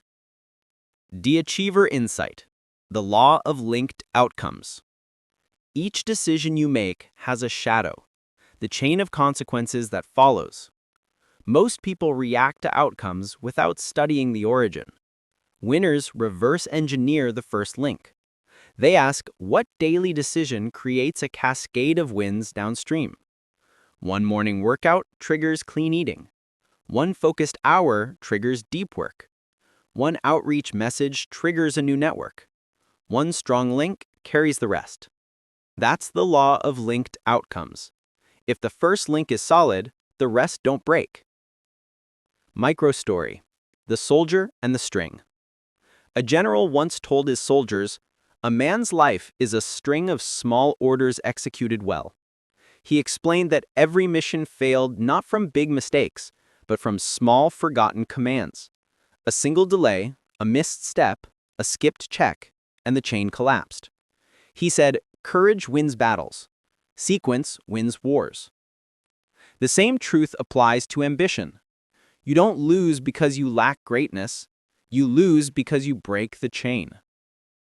The decision energy equation. Every unmade decision drains energy. Every completed one restores it. Indecision creates leaks in your mental battery. That's why people who keep changing plans always feel tired. They're bleeding energy through open loops. Decision completion, on the other hand, releases dopamine. That's the chemistry of progress. The brain rewards closure, not contemplation. Close your loops fast and energy returns. Leave them open and you drown in cognitive debt. Your power isn't lost. It's leaking through indecision. Seal it by finishing what you start. Case Study 2. The 1% Rule. James Clear once wrote about the 1% rule, the idea that small improvements, compounded daily, yield massive transformation. But few realize that 1% isn't random. It's chained. Each improvement activates another. Each decision removes friction for the next. That's how 1% daily becomes 37 times yearly. Consistency compounds geometrically, not linearly. Your growth isn't arithmetic, it's exponential if the chain stays intact. Action Framework. The Chain Builder System. Use this 5-step blueprint to design momentum that lasts. Pick one keystone action, something simple but catalytic. For example, I plan my day at 8 a.m. Define the chain reaction. Write 3 things that automatically follow that decision. Visualize the sequence. Draw the chain on paper. Make it tangible. Name the breakpoints. Identify where you usually fall off, then design a fix. An alarm, accountability, reminder. Protect the chain. Never break it twice. 1 lapse is human. 2 lapses create a new habit of failure. This system turns progress into a closed loop. Your life becomes cause and effect instead of chaos and excuse. The psychological flip, from pressure to pattern. When every move depends on a fresh burst of willpower, life feels heavy. When every move is part of a sequence, life feels inevitable. That's why systems outperform hustle. Hustle burns fuel, systems recycle it. Pressure is the byproduct of unchained actions. Pattern is the antidote. Once you live in pattern, stress transforms into structure, and structure sets you free. Deceiver Insight. The Architecture of Ease. Ease is not the absence of effort, it's the mastery of arrangement. When you align decisions in sequence, even hard things feel natural. Think of a dancer. Their grace isn't effortless, it's rehearsed rhythm. Think of a surgeon. Their precision isn't magic, it's mechanical mastery. Think of a builder. Their speed isn't chaos, it's calculated order. The same applies to you. Ease is not laziness, it's earned simplicity. And simplicity is the highest form of sophistication. Microstory. The Chess Grandmaster. A journalist once asked a chess grandmaster how he stayed calm under pressure. He said, "Because I made my next 10 moves before you asked the question." That's the decision chain mindset. You don't react, you anticipate. You live one sequence ahead. The world calls it confidence. You call it design. Framework. The 4D chain design formula. To create self-sustaining decisions, apply the 4D chain design formula. D. Directive. Description. 1. Define. Choose the keystone decision that starts your day or project. Anchor point. 2. Design. List every logical action that follows. Flow pattern. 3. Discipline. Automate or schedule it so it repeats effortlessly. Rhythm. 4. Data. Track consistency and outcomes. Feedback loop. This 4D sequence converts chaos into cadence. When you follow it long enough, motion becomes memory, and memory becomes mastery. The flip. when decision becomes identity. At first, you make the decisions. Then the decisions make you. That's the ultimate transformation, when discipline merges with identity. When the chain no longer feels like effort, it feels like essence. You're not forcing yourself to act, you're expressing who you've become. And that's when results start looking miraculous to outsiders, because they're still negotiating every move while you're executing a pre-written script. Freedom is not the absence of structure. Freedom is structure that serves you. Case Study 3. The Athlete's Chain. Before every match, a world champion sprinter followed the exact same pattern. Wake, pray, stretch, ice water, silence, headphones, visualization, run. Reporters once asked if it was superstition. He said, "No, it's sequencing. I'm not trying to feel confident. I'm programming my body to remember who it is." That's the decision chain in its purest form. Identity encoded into repetition. By the time he stepped onto the track, there was no room left for doubt. His chain had already carried him there. Action Framework. The Chain Audit. To strengthen your personal chain, run this audit weekly. List your recurring daily decisions, from wake-up time to work focus to health habits. Mark which are random and which are ritual. Score each chain from 1 to 10 based on consistency. Rebuild the weak links. Replace "when I feel like it" with "when it's scheduled." Protect the keystone. Guard the first link. It controls all others. The stronger the first link, the less effort the rest require. That's the beauty of the chain. Leverage without pressure. Achiever Insight. Decision debt versus decision dividends. Every choice you delay adds to your decision debt. Every choice you execute compounds as a dividend. Decision debt feels like anxiety. Decision dividends feel like freedom. Each day, you're either borrowing peace from tomorrow or earning it today. And the interest rate is steep. So stop trying to feel ready. Just execute the next link. That's how momentum compounds until life feels effortless. Inner Declaration. The Chain Creed. I no longer make random moves. I make rhythm. My life is a chain of deliberate decisions, each one feeding the next, each one building momentum. I protect my first link because it powers the rest. I don't chase motivation. I design momentum. I live by sequence, not emotion. And through this rhythm, I create freedom that cannot be broken. Transition to Chapter 7. The Momentum Code. You've learned how decisions link. Now it's time to learn how momentum compounds. In the next chapter, The Momentum Code, we'll decode the physics of progress. How to keep speed when emotion dies, how to recover from stalls instantly, and how to transform motion into unstoppable flow. Because discipline builds the habit, but momentum builds the legend. End of Chapter 6. The Decision Chain. Chapter 7. The Momentum Code. The lie of the big push. You've been told that momentum is magic, that once you get in the zone, everything just flows, as if progress were a mystical rhythm that visits randomly and vanishes without warning. That's the lie. Momentum is not magic, it's mechanics. It's not luck or energy, it's engineering. It's the invisible pattern of consistency multiplied by emotionless execution. People who depend on flow end up stopping every time they get tired. People who understand the momentum code never stop because they know how to rebuild speed from 0 in seconds. Momentum isn't built by effort, it's built by sequence. It's motion obeying its own physics. And once you understand it, life stops feeling like hard work and starts feeling like acceleration. The psychology of motion. Momentum begins with movement, but it's sustained by memory. Every time you act, your brain records two things: that you survived and that it felt good to complete something. That's dopamine, the currency of motion.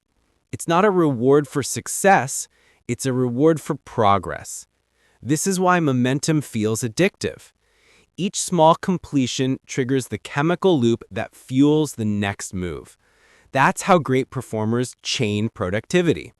Progress to reward, to confidence, to progress. Momentum isn't motivation. It's self-generated electricity. You don't wait for it, you charge it. Case study: the runner who forgot to stop. There was once a runner who planned to jog 1 mile every morning. He told himself, just 1 mile, that's it. But by the end of the first week, 1 mile turned into 3. By the third month, he was training for a marathon. When asked what changed, he said, "Once I was already moving, my brain stopped asking for permission." That's the momentum code in action. The hardest step is the first.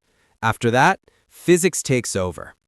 Momentum doesn't ask for inspiration, it obeys inertia.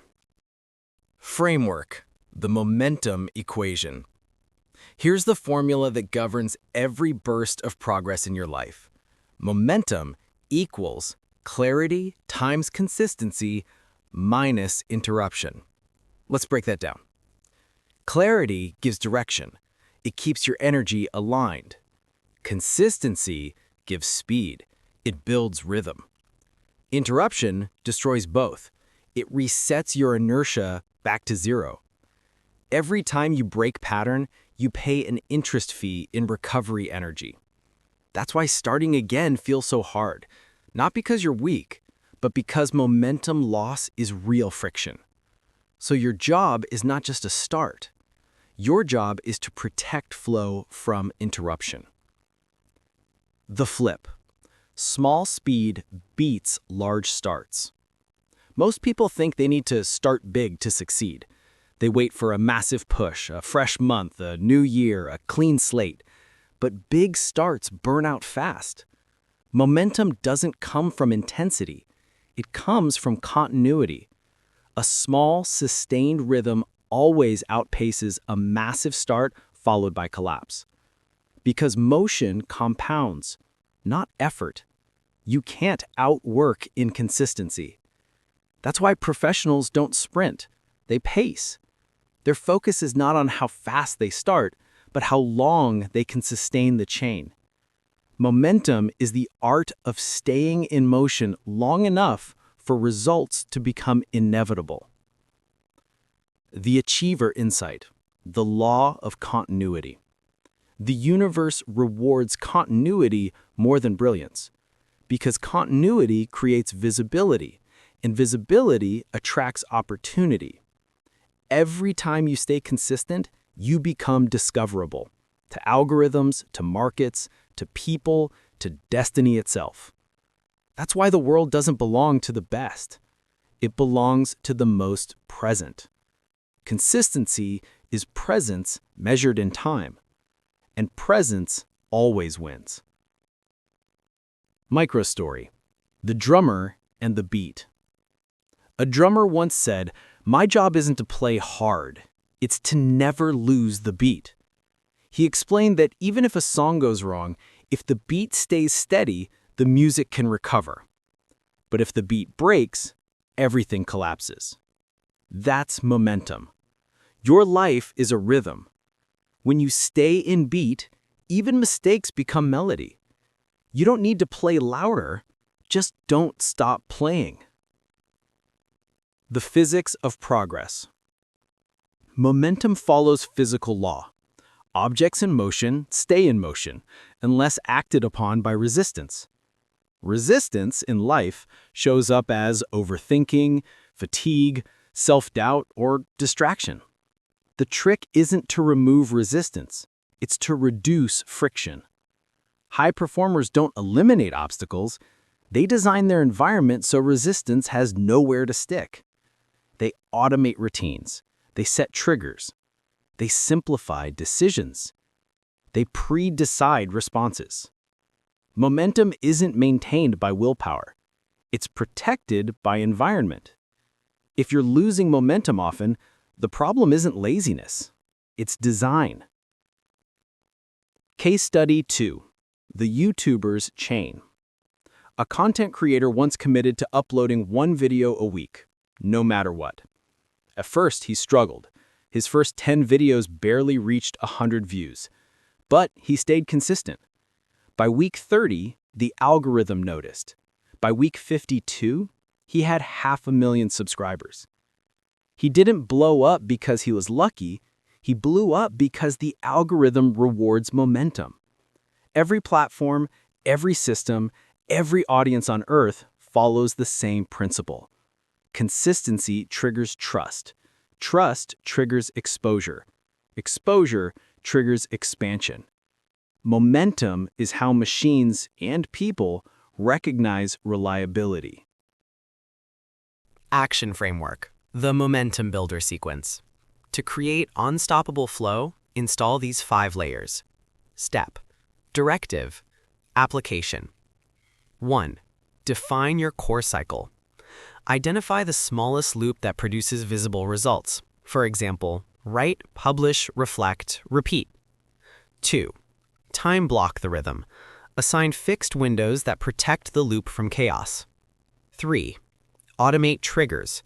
Cues that tell your body it's time. Music, lighting, place, time. 4. Remove reset points. Don't stop completely. Slow down instead. A crawl beats a crash. 5. Reward continuity. Track streaks, not milestones. Momentum loves measurement. These 5 keep your system perpetually in orbit. You'll realize that progress isn't something you chase, it's something you maintain. The psychological flip. The motion reflex. Momentum rewires your brain from should I to I already am. You stop debating. You start behaving. Your identity fuses with your actions. You don't say, I'm trying to build momentum.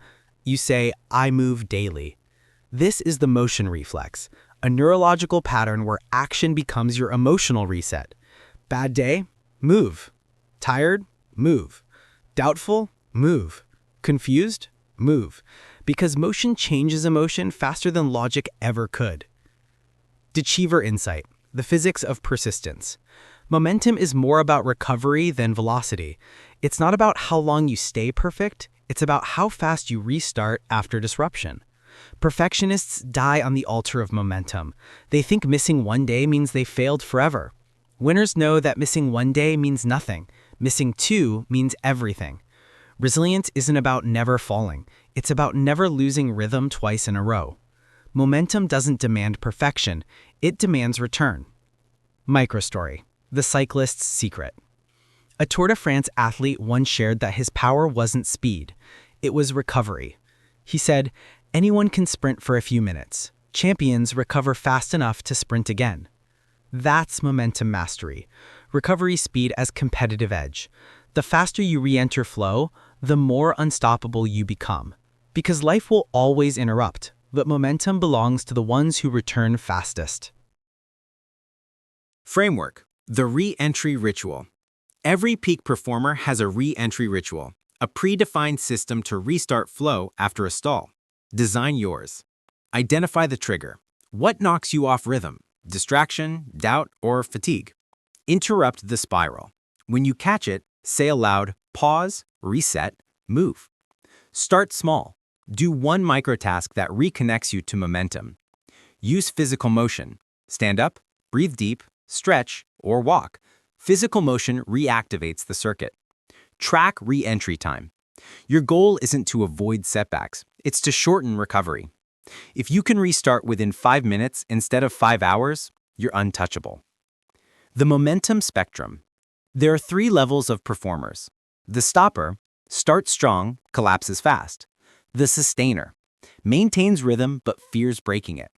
The reigniter, rebuilds instantly after chaos. Your goal isn't to never stop. It's to become a reigniter.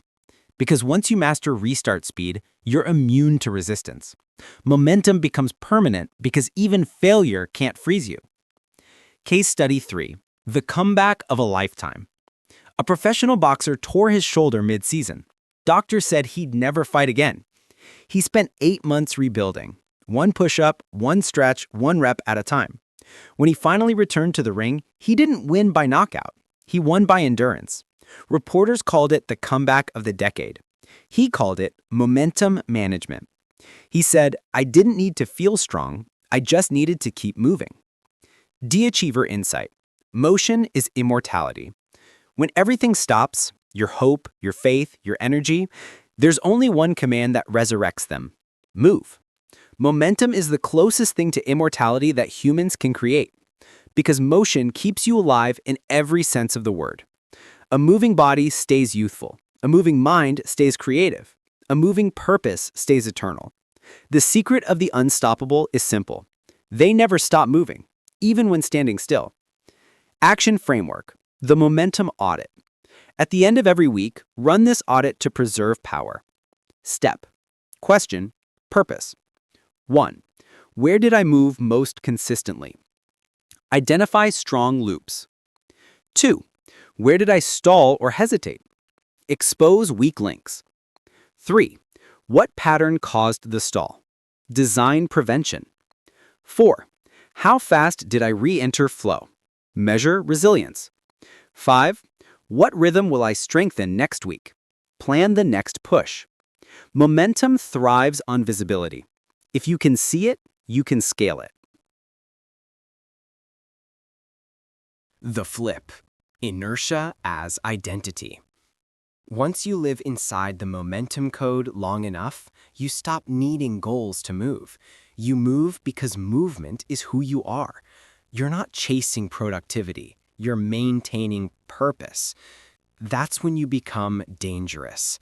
Not because you're the loudest or fastest, but because you're the most consistent.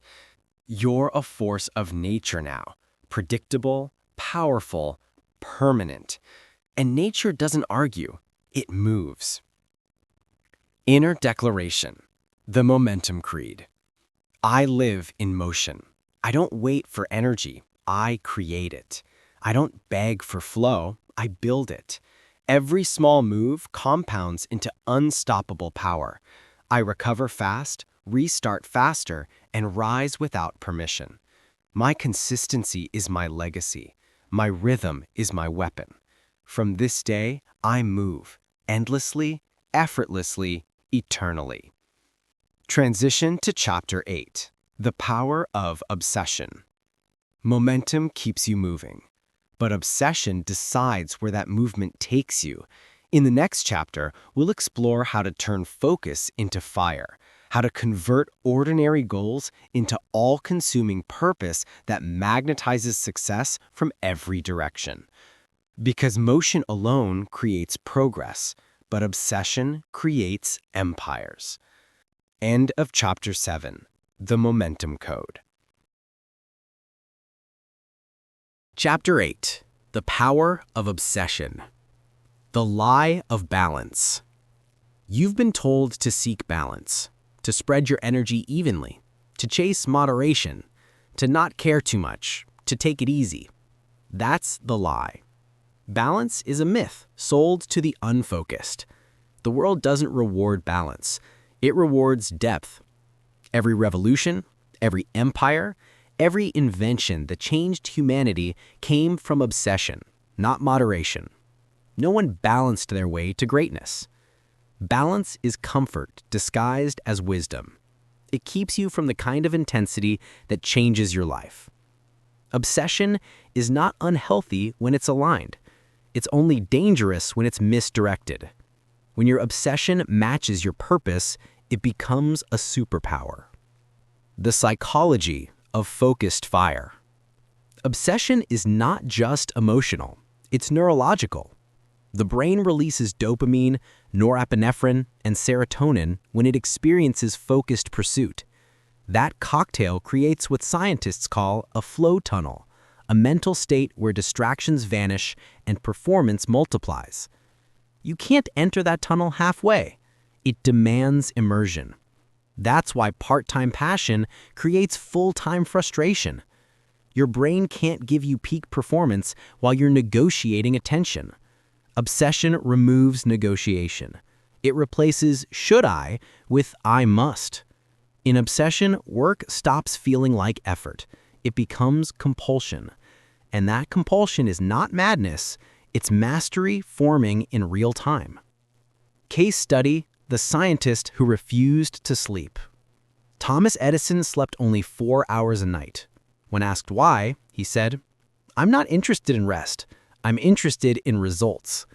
He didn't view work as work. It was discovery. He would forget to eat, forget to change, forget the world because his obsession fed him more energy than food could. People called it unhealthy. History called it innovation. That's the paradox of obsession. The world warns you against it until you succeed, and then they rename it dedication. Framework: the obsession alignment formula.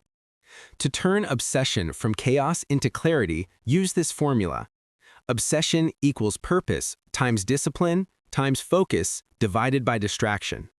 Each component amplifies or destroys the equation. Purpose fuels intensity. Without it, obsession burns out. Discipline gives obsession rhythm, otherwise it implodes. Focus channels energy into precision, not noise. Distraction dilutes everything.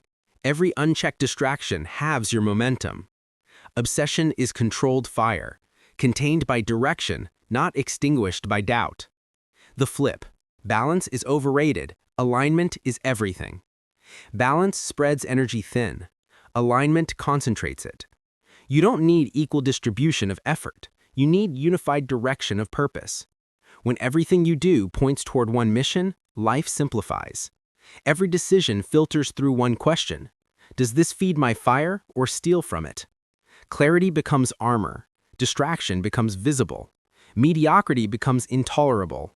That's alignment, obsession's invisible infrastructure. De-achiever insight: the myth of overwork. People don't burn out because they work too much. They burn out because they work on what doesn't matter. Purpose doesn't drain you. Pointlessness does. When you're obsessed with something meaningful, exhaustion becomes satisfaction. You collapse at night, not from depletion, but from devotion. That's why obsession outperforms motivation, because it's powered by identity, not emotion. You don't push yourself anymore. You're pulled by your purpose. Microstory: the sculptor and the stone. A sculptor was asked how he created masterpieces from marble. He said, "I chip away everything that isn't the statue." That's obsession. You're not adding more. You're removing what doesn't belong. You don't need balance. You need subtraction. Every no sharpens the yes. The statue isn't built from doing everything. It's revealed by doing less, deeper. The neuroscience of tunnel vision. When you're obsessed, the prefrontal cortex, the part of your brain that self-monitors, begins to quiet down. That silence creates flow. Your sense of time disappears. Your sense of self fades. Only the work remains. This is the neurobiology of obsession, a state where identity and activity fuse. That's why the obsessed move differently. They don't watch the clock. They don't compare. They dissolve into their mission. And when they emerge, the world has changed, and so have they.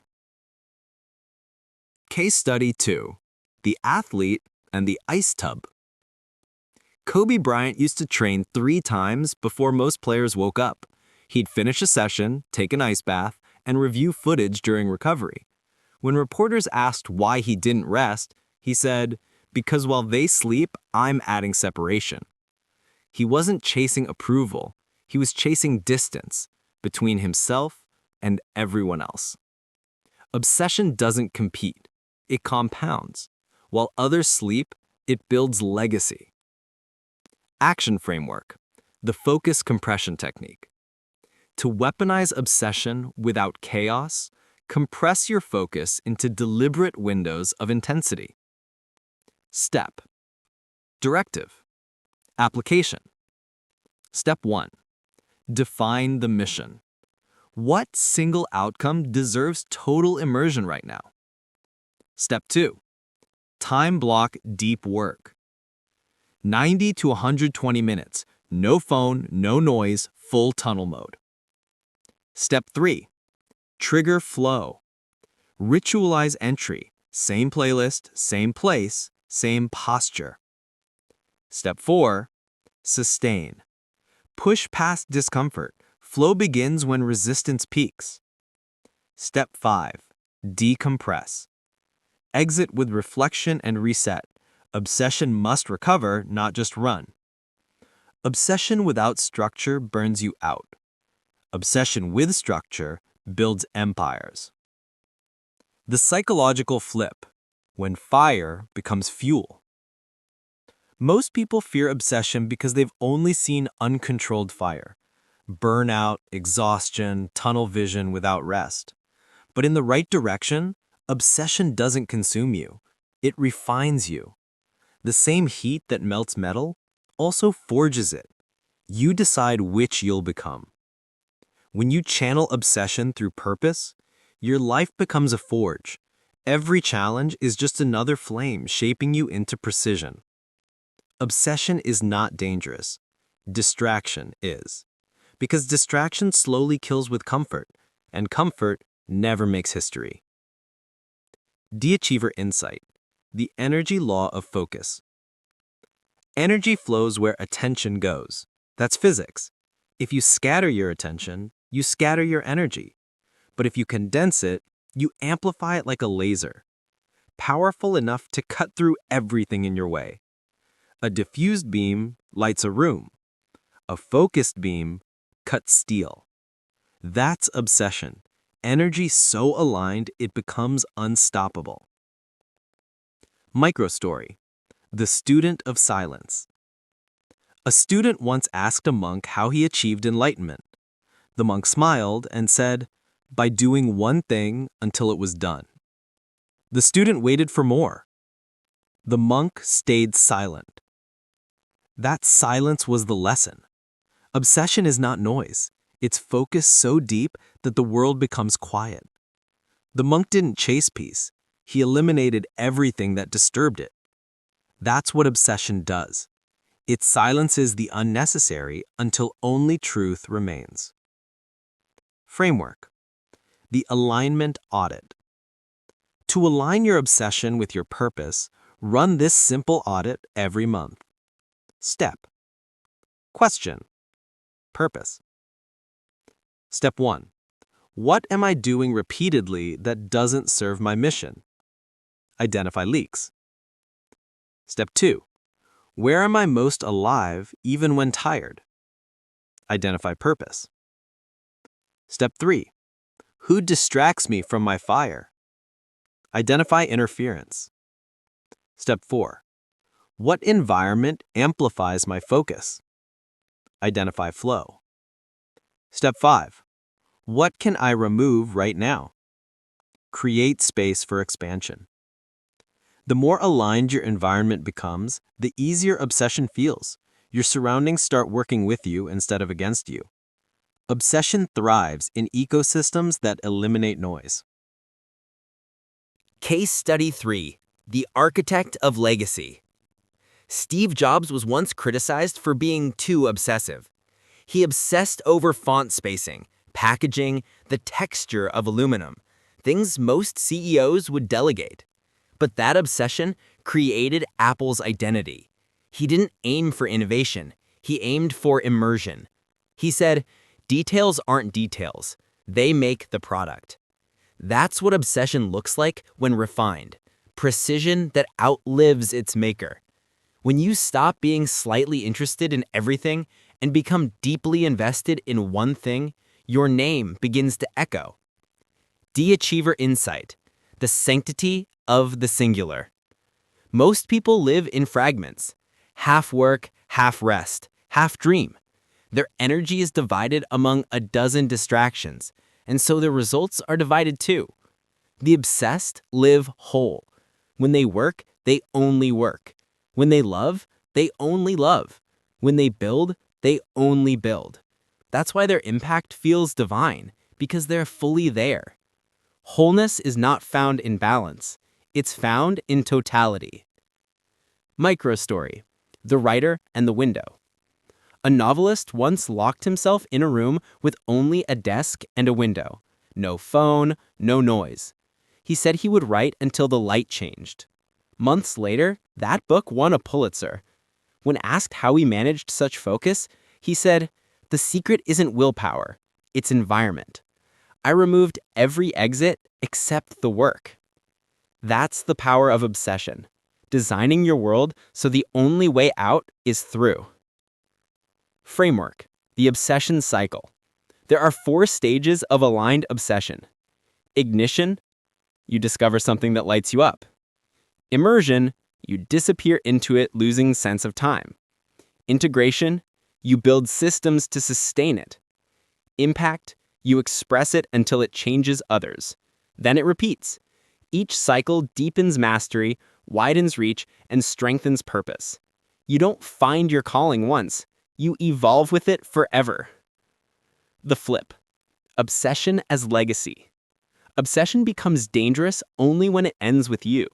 When you channel it into something that outlives you, it becomes legacy. True obsession doesn't hoard, it contributes.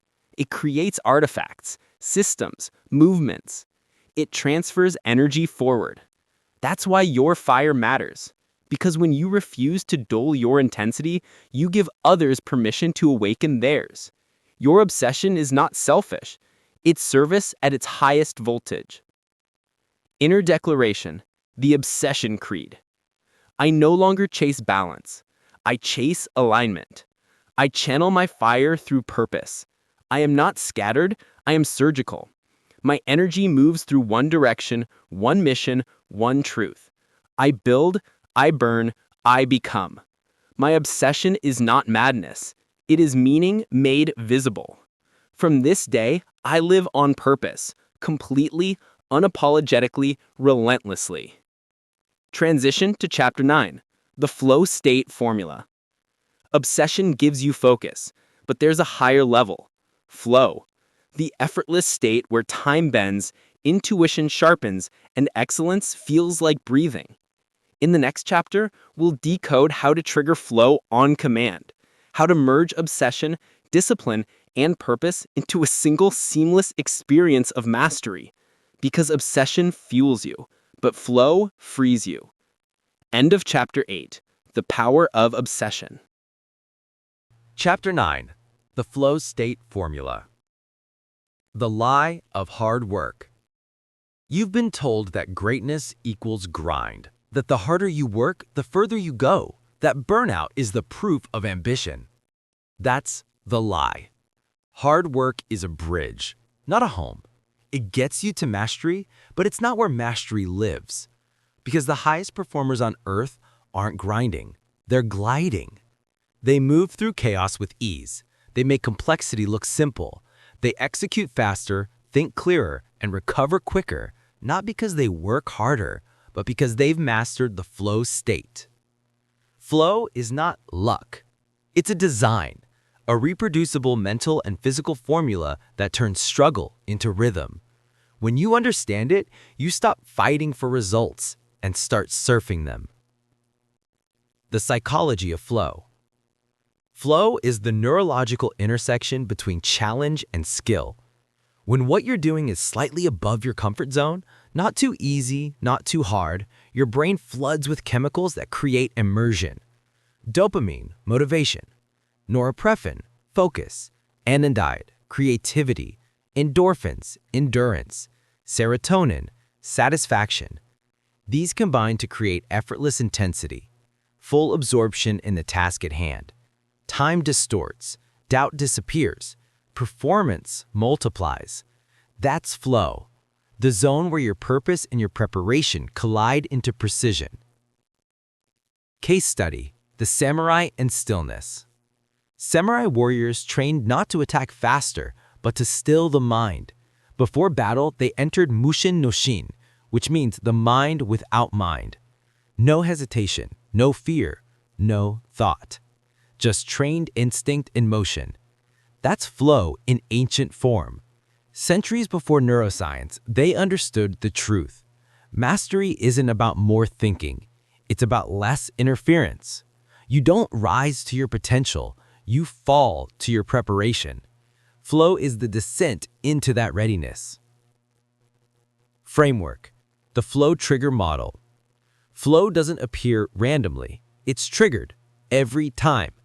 Here are the 5 universal flow triggers that elite performers build into their lives. Trigger. Description. Example. Number 1. Clarity. Clear goal plus clear metrics equals 0 confusion. Write 2,000 words by noon. Number 2. Challenge. Task must stretch but not overwhelm. 4% beyond your comfort zone. Number 3. Focus. Total concentration. No multitasking. Phone off, full immersion. Number 4. Feedback. Instant performance signals. Live scoreboard, visible progress. Number 5. Control. Sense of agency. You're steering. You choose pace, tools, and process. When these 5 align, your brain unlocks flow naturally. It's biochemical, not mystical. It's architecture, not accident. The flip. Flow over force. Hard work relies on willpower. Flow relies on structure. You can't force flow, but you can invite it. That's why professionals stop chasing motivation. They build rituals that trigger flow automatically. Same space, same cue, same time. They turn entry into a reflex. The difference between amateurs and masters isn't talent. It's how often they can enter flow at will. Masters don't wait for flow. They build the conditions for it every single day. D-Achiever Insight, the 4% rule. Research shows that flow occurs when your challenge is just 4% harder than your current ability. Not 40%, not 400%. 4. That's the sweet spot between boredom and panic. Too easy? No dopamine. Too hard? Too much cortisol. That's why great coaches, leaders, and creators keep you stretched but not shattered.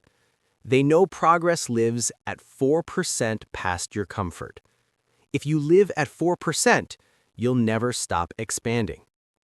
Microstory. The world champion freediver was asked how she holds her breath for over 6 minutes underwater.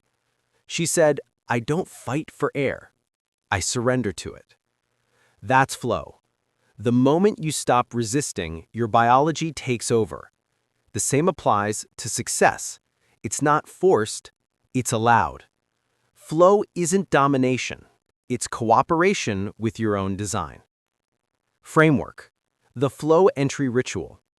To enter flow consistently, design a ritual that cues your body and brain for deep immersion. Step. Directive. Example. 1. Anchor environment. Use one consistent space for high-focus work. 2. Prime senses. Music, scent, light. Same every time. 3. Set the timer. 90 minutes minimum. Flow peaks at 60 to 90 minutes. 4. Silence inputs. Notifications off, door closed, noise canceled. 5. Begin with motion. Small action. Typing, stretching, breath. Signal start. Flow loves familiarity. The brain recognizes the ritual and prepares the chemistry automatically. That's how you train yourself to drop in on command. The flow cycle. Flow is not permanent, it's cyclical. And understanding its stages is the secret to consistency. Stage, name, description. 1. Struggle. Frustration builds as you start. Brain loads data, feels hard. 2. Release. You step away. Brain incubates subconsciously. Shower, walk, silence. 3. Flow. Full immersion, time distortion, ease. Work feels effortless. 4. Recovery. Rest and integrate.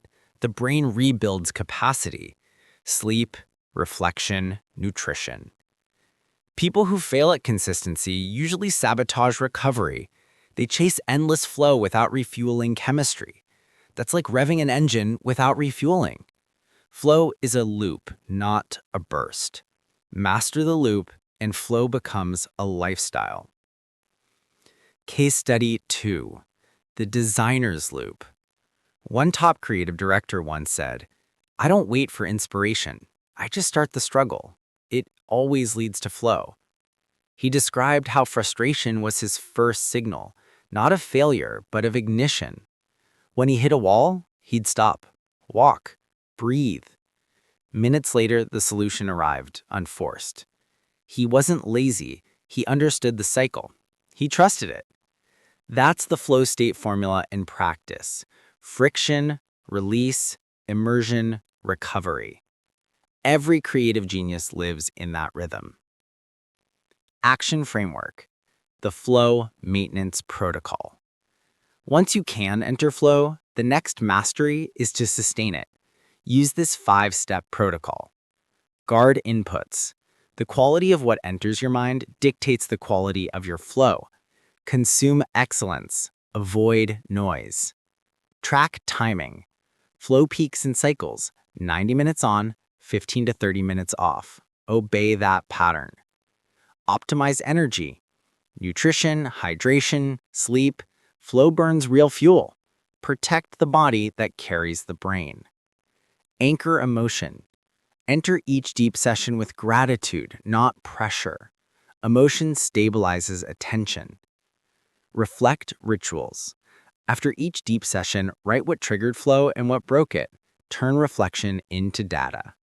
Within 21 days, you'll start predicting flow like clockwork. The psychological flip. Flow over force. When you live in flow, ambition stops feeling like anxiety. You don't push your purpose uphill anymore. It pulls you forward. Stress transforms into signal. Pressure becomes focus. Time becomes servant, not master. That's why the world's top athletes, musicians, writers, and entrepreneurs are calm under chaos. They're not emotionless. They're synchronized. They're not chasing balance. They're living in rhythm. Decisive insight, the quiet apex. The most powerful moments of your life will not feel explosive. They'll feel peaceful, because true flow doesn't shout, it hums. It's the silence inside speed, the stillness that lives beneath mastery. When you reach it, you realize that success was never about more. It was about less. Fewer distractions, fewer doubts, fewer breaks in focus. That's the apex, when intensity becomes serenity. Microstory, the archer and the target. A Zen archer was once told, "You hit every shot perfectly. What's your secret?" He replied, "I stopped aiming." The master no longer saw a target separate from himself.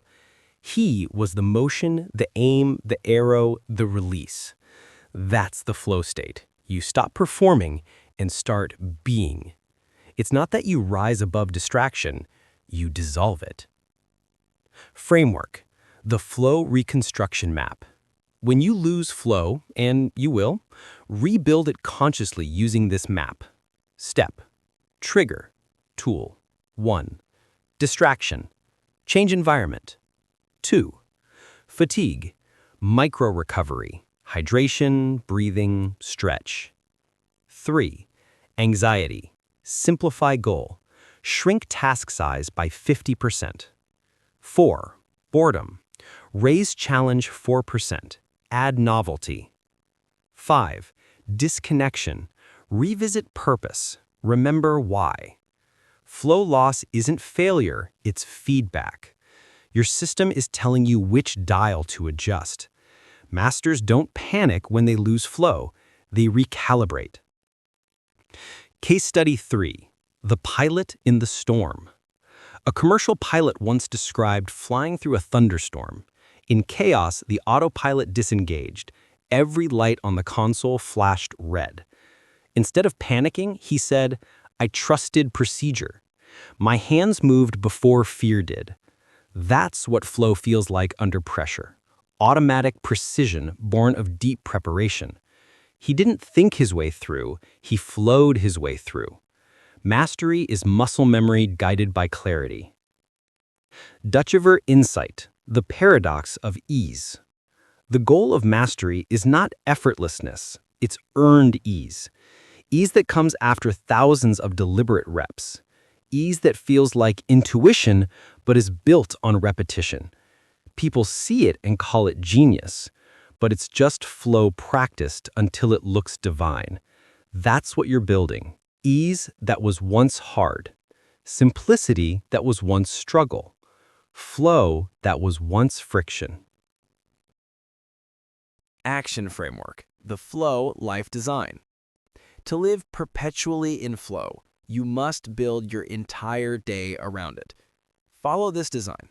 Morning, high cognitive flow, strategy, writing, creation. Afternoon, moderate flow, meetings, collaboration. Evening, reflective flow, journaling, learning, planning. Each part of your day has its own rhythm. Honor the natural curve of your focus, and flow becomes the default mode of your existence. When your lifestyle aligns with your neurology, resistance disappears. Inner declaration, the flow creed. I do not chase speed, I chase rhythm. I do not force progress, I invite it. My focus is sacred, my clarity is armor, my calm is my weapon. I trust the cycle, struggle, release, flow, recover. I live in motion, in mastery, in meaning. I am not overwhelmed. I am aligned, and through flow, I make greatness feel like breathing. Transition to Chapter 10, the war against distraction. Flow gives you mastery, but distraction is its eternal enemy. In the next chapter, we'll expose the architecture of modern distraction, how it hijacks dopamine, fractures attention, and kills progress silently. You'll learn how to defend your focus like a fortress and how to weaponize solitude as your greatest competitive edge. Because in this era, attention isn't just power, it's survival. Chapter 10, The War Against Distraction. The lie of multitasking. You've been told that you can do it all, that multitasking is a skill, that the busier you are, the more productive you become. That's the lie. The human brain cannot multitask. It can only switch rapidly between tasks, losing focus and energy with every jump. Every switch costs you momentum. Every notification bleeds mental energy. You think you're being efficient, but you're actually fragmenting your power.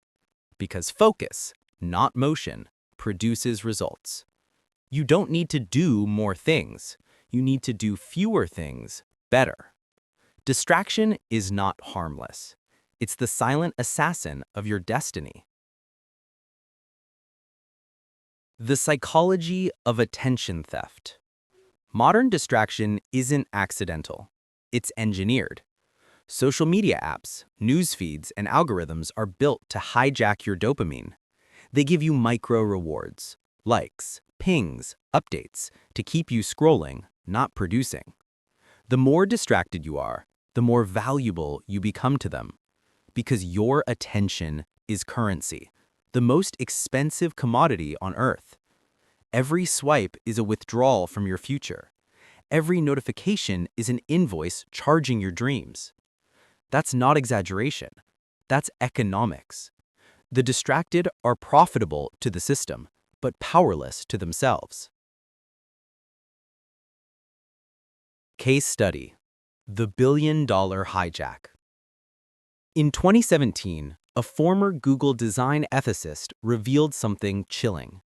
He said every tech company has one core mission: to capture as much of your attention as possible. They measure success in seconds stolen. Their innovation isn't in connection, it's in compulsion. That's why your phone feels like a slot machine, because it is. Each refresh is a spin. Each notification is a chance. Each like is a hit of dopamine. You're not distracted by accident. You're addicted by design.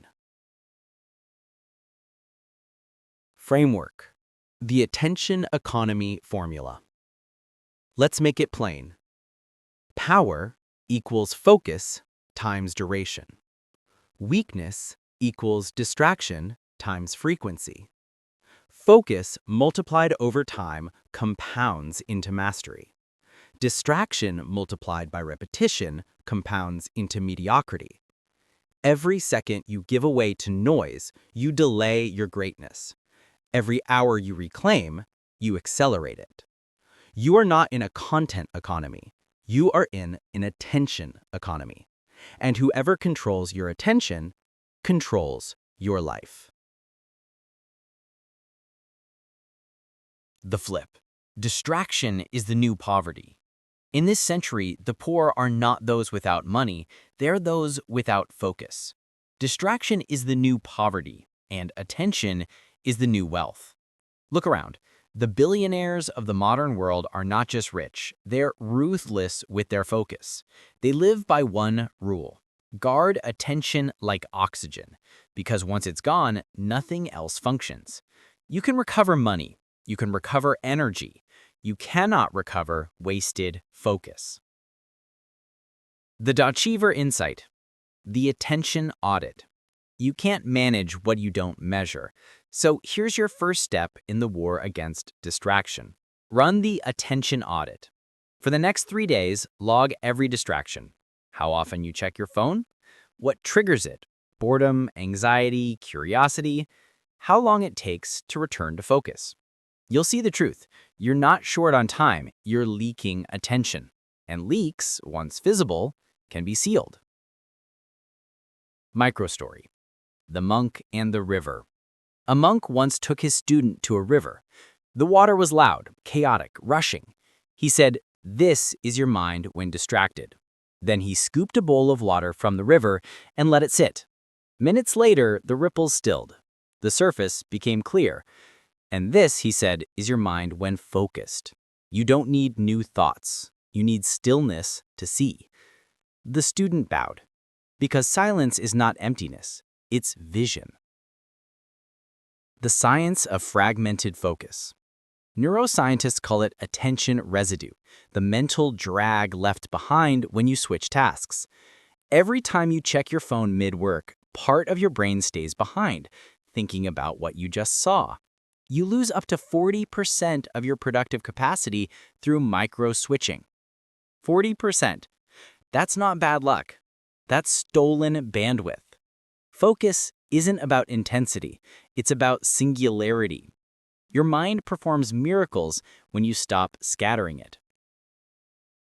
Case Study 2. The author who worked in a forest. When a best-selling author realized he was addicted to his phone, he did something radical. He rented a cabin in the forest with no Wi-Fi and wrote an entire book in 6 weeks. He later said, "I didn't get smarter, I got quieter." That's the secret. Intelligence is amplified by silence. Clarity grows where noise dies. You don't need more ideas, you need fewer interruptions. Action Framework. The Digital Fortress Protocol. To win the war for your attention, build your fortress. Step. Directive. Action. 1. Eliminate triggers. Turn off all non-essential notifications. Remove addictive apps from your home screen. 2. Define sacred hours. Create 2 to 3 daily focus windows where no one can reach you. 3. Control inputs. Replace reactive browsing with deliberate consumption, only what serves your mission. 4. Guard environment. Physical clutter equals mental clutter. Simplify your workspace. 5. Reward attention. After each deep work session, reward yourself, not with distraction, but with restoration. Your environment should serve your purpose, not compete for it. The psychological flip. Focus as rebellion. Every notification wants one thing: to make you reactive. When you reclaim focus, you reclaim power. In an economy built on distraction, focus itself becomes rebellion. Deep work is revolution. Silence is strategy. The modern world teaches reaction. You are training response. And that difference is where wealth, peace, and mastery are born. Deceiver insight, the myth of staying updated. The mind justifies distraction through fear. I need to stay informed. I can't miss out. That's not awareness.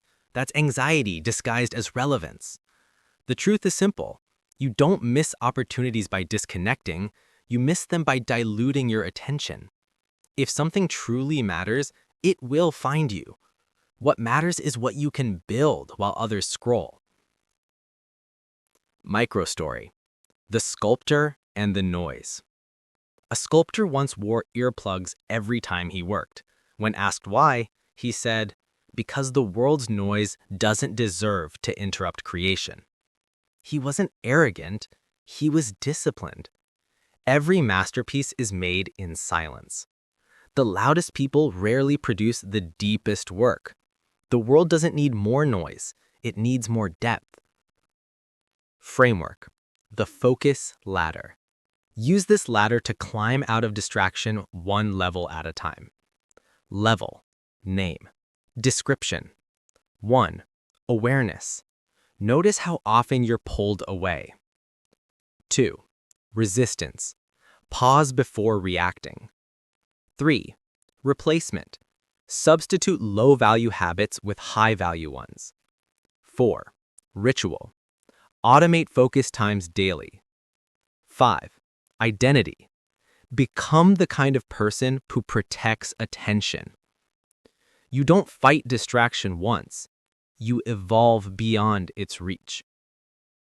Case Study 3. The Billionaire's Quiet Schedule. A billionaire investor was once asked why he never checked social media. He said, "Because I can't afford to let a stranger control my morning." He starts each day in silence, reading, thinking, strategizing, no noise, no notifications. That's how he wins, not by knowing everything, by filtering almost everything. In focus, the few dominate the many. The Achiever Insight, the cost of chaos. Every alert, every ping, every feed trains your brain to crave interruption. You become addicted to dopamine spikes and allergic to deep focus. That's why so many people can't sit alone in silence anymore. Their mind has been conditioned to fear stillness. But silence is where power reloads. If you can't sit quietly, you can't think clearly. And if you can't think clearly, you can't lead powerfully. Leadership begins in solitude. Action Framework: the Focus Reinforcement Loop. Here's how to reprogram your brain for deep concentration. Start with 25 minutes.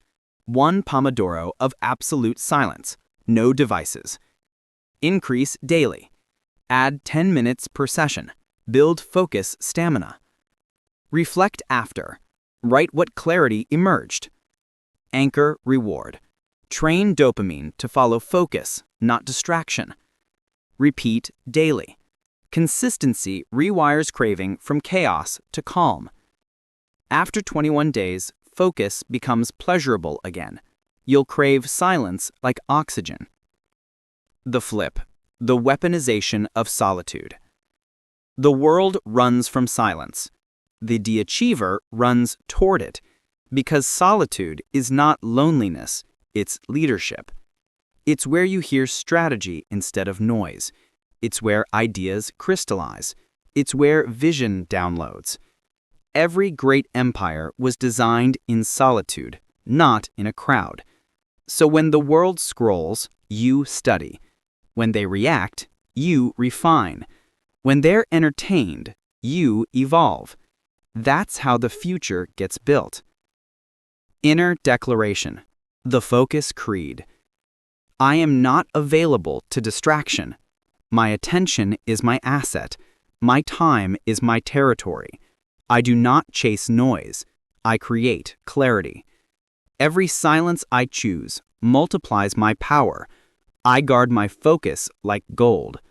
I do not seek balance. I seek bandwidth. My mind is a fortress, and nothing enters without permission. Transition to Chapter 11, The Energy of Execution. Focus gives you attention, but energy gives you endurance. In the next chapter, we'll decode the energy of execution, how high performers manage vitality, recovery, and drive so their output remains legendary for decades. Because focus wins the day, but energy wins the decade. End of Chapter 10. The War Against Distraction. Chapter 11. The Energy of Execution. The Lie of Time Management. You've been told success is about managing time, that if you could just plan better, wake earlier, organize more, you'd achieve more. That's the lie. You don't need better time management, you need better energy management, because time is constant, but energy fluctuates. You can have 12 free hours and still produce nothing if your energy is low. And you can do more in 2 focused hours of peak energy than in a tired week of effort. The difference between the burnt out and the unstoppable isn't schedule, it's stamina. You don't run out of time, you run out of charge. The psychology of energy flow. Human energy is not infinite, but it is renewable.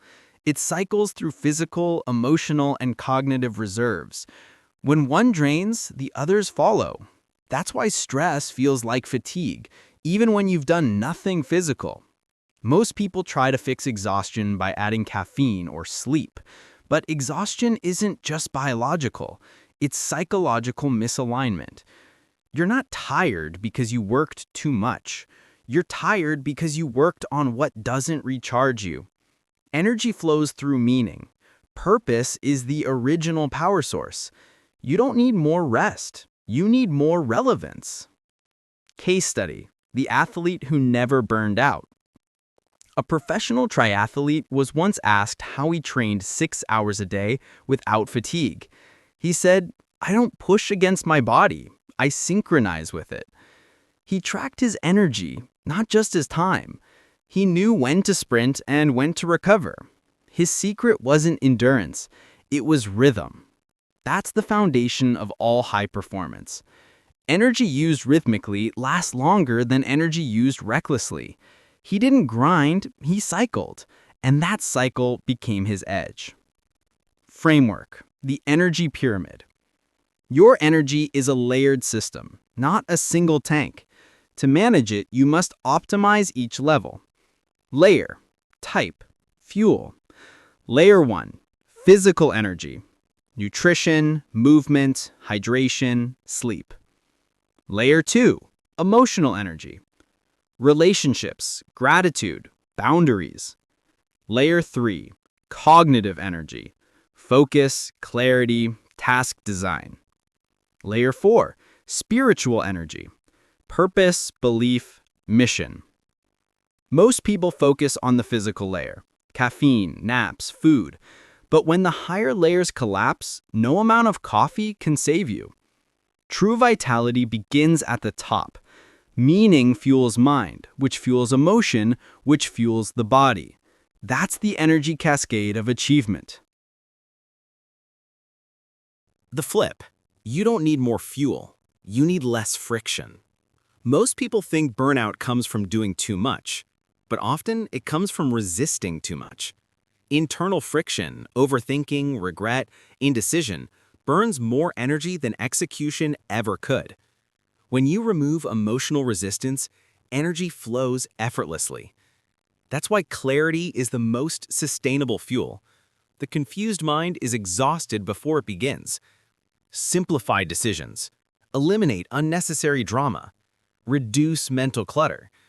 You'll realize you never lacked energy, you just leaked it. De-achiever insight. The law of cyclic recovery. Your body operates on rhythms.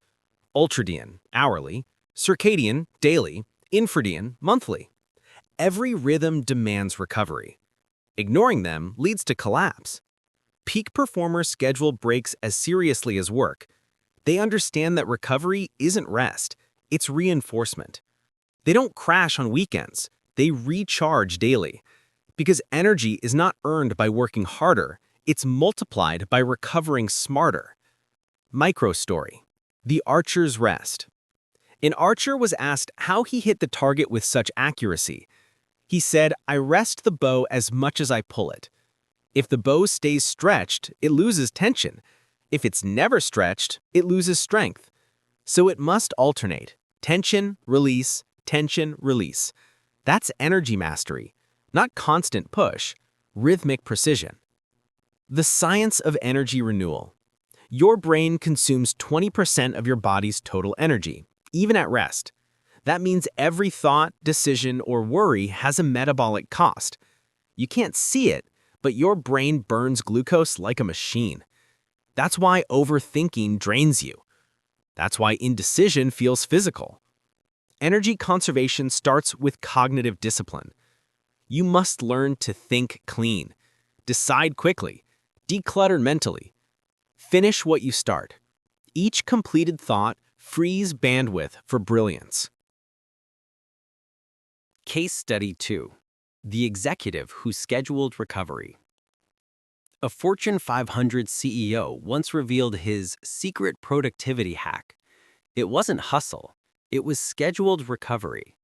He blocked 3 20-minute micro-recovery sessions daily, one after meetings, one after lunch, one before strategy sessions. During those sessions, he didn't scroll or talk. He breathed, stretched, or walked. He said, "Those 60 minutes buy me 5 extra hours of clarity." You don't lose time by pausing. You gain performance by resetting. Action Framework, the Energy Loop System. Use this system to multiply execution power without burnout. Step. Directive. Purpose. 1. Measure. Track energy highs, lows across the day for 1 week. 2. Map. Align your most demanding work with peak hours. 3. Move. Insert micro-movements hourly. Walk, stretch, breathe. 4. Maintain.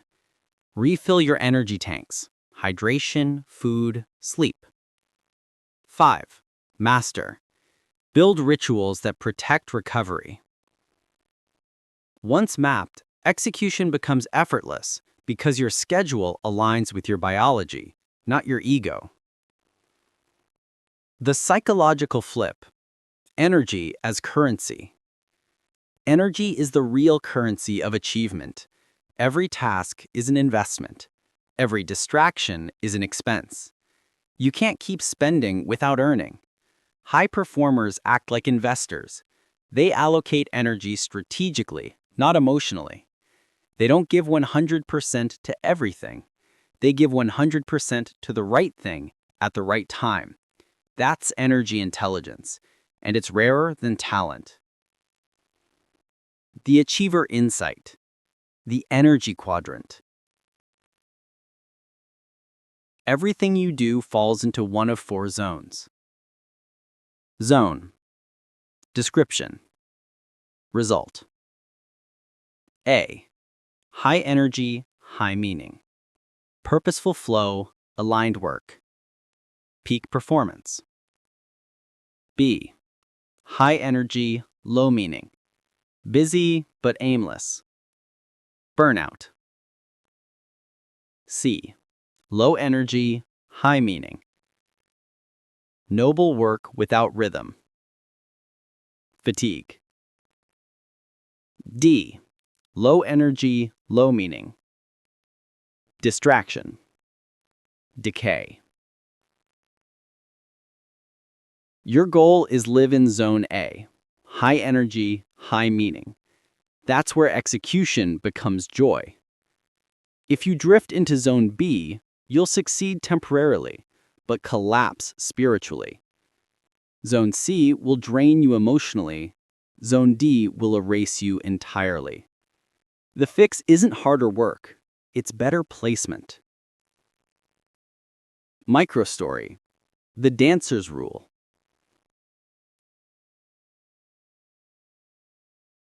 A professional dancer once said, "When I'm exhausted, I don't stop dancing. I change the rhythm." That's brilliance. Energy management isn't quitting, it's adoption. Sometimes slowing down is how you keep moving forward. Framework. The 4 energy rituals. To make energy renewable, install these daily rituals.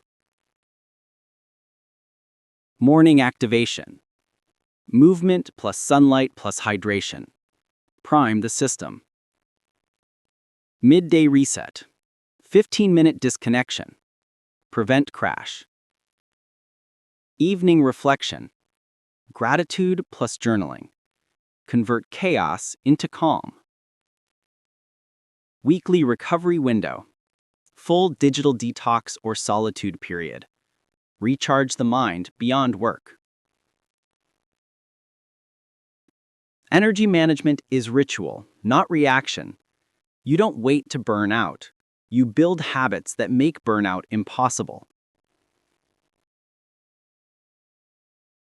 Case Study 3. The Fighter's Energy Edge. An MMA champion once said his edge wasn't aggression, it was control. He said, "My opponent runs out of breath trying to kill me. I conserve breath trying to outlast him." He never matched chaos with chaos. He matched chaos with composure. That's how execution outlives effort. Control is energy's amplifier. De-achiever insight. Emotional energy as force multiplier. The fastest way to recharge is not food or sleep, it's emotion. Joy, gratitude, laughter, awe, these recharge your nervous system faster than nutrition. That's why passion keeps people young. That's why mission-driven individuals look tireless.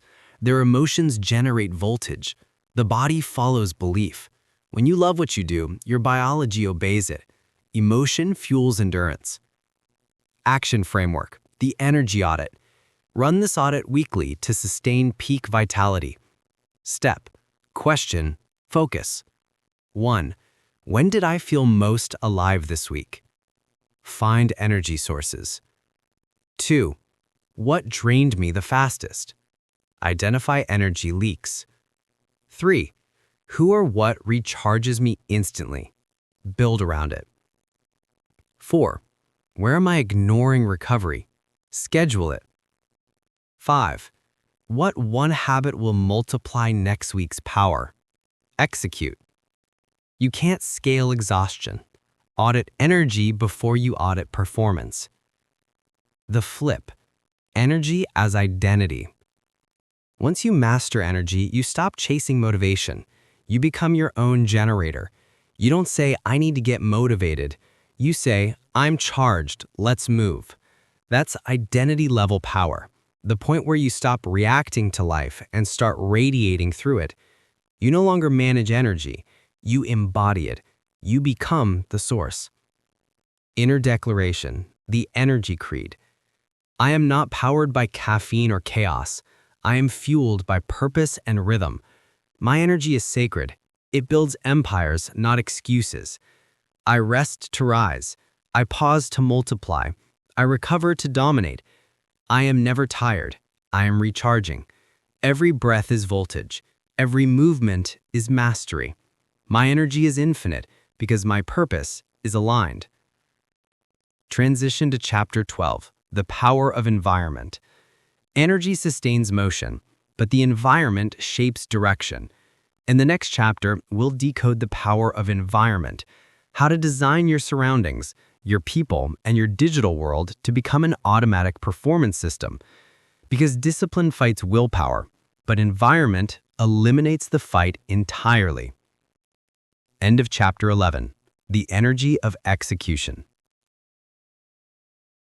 Chapter 12. The Power of Environment. The Lie of Self-Discipline. You've been told discipline means doing the right thing even when you don't feel like it. That success depends entirely on internal strength, grit, willpower, motivation. That's the lie. Discipline isn't just internal, it's environmental. Because even the strongest mind collapses inside a weak environment. And even the weakest mind thrives inside a strong one. You don't rise to the level of your goals, you fall to the level of your systems. And your environment is the ultimate system. The psychology of environmental programming. Your brain is constantly adapting to cues, lighting, sound, clutter, people, screens. Everything around you either strengthens your focus or sabotages it. That's not philosophy, it's neuroscience. The prefrontal cortex, your decision-making engine, gets overloaded when your environment is chaotic.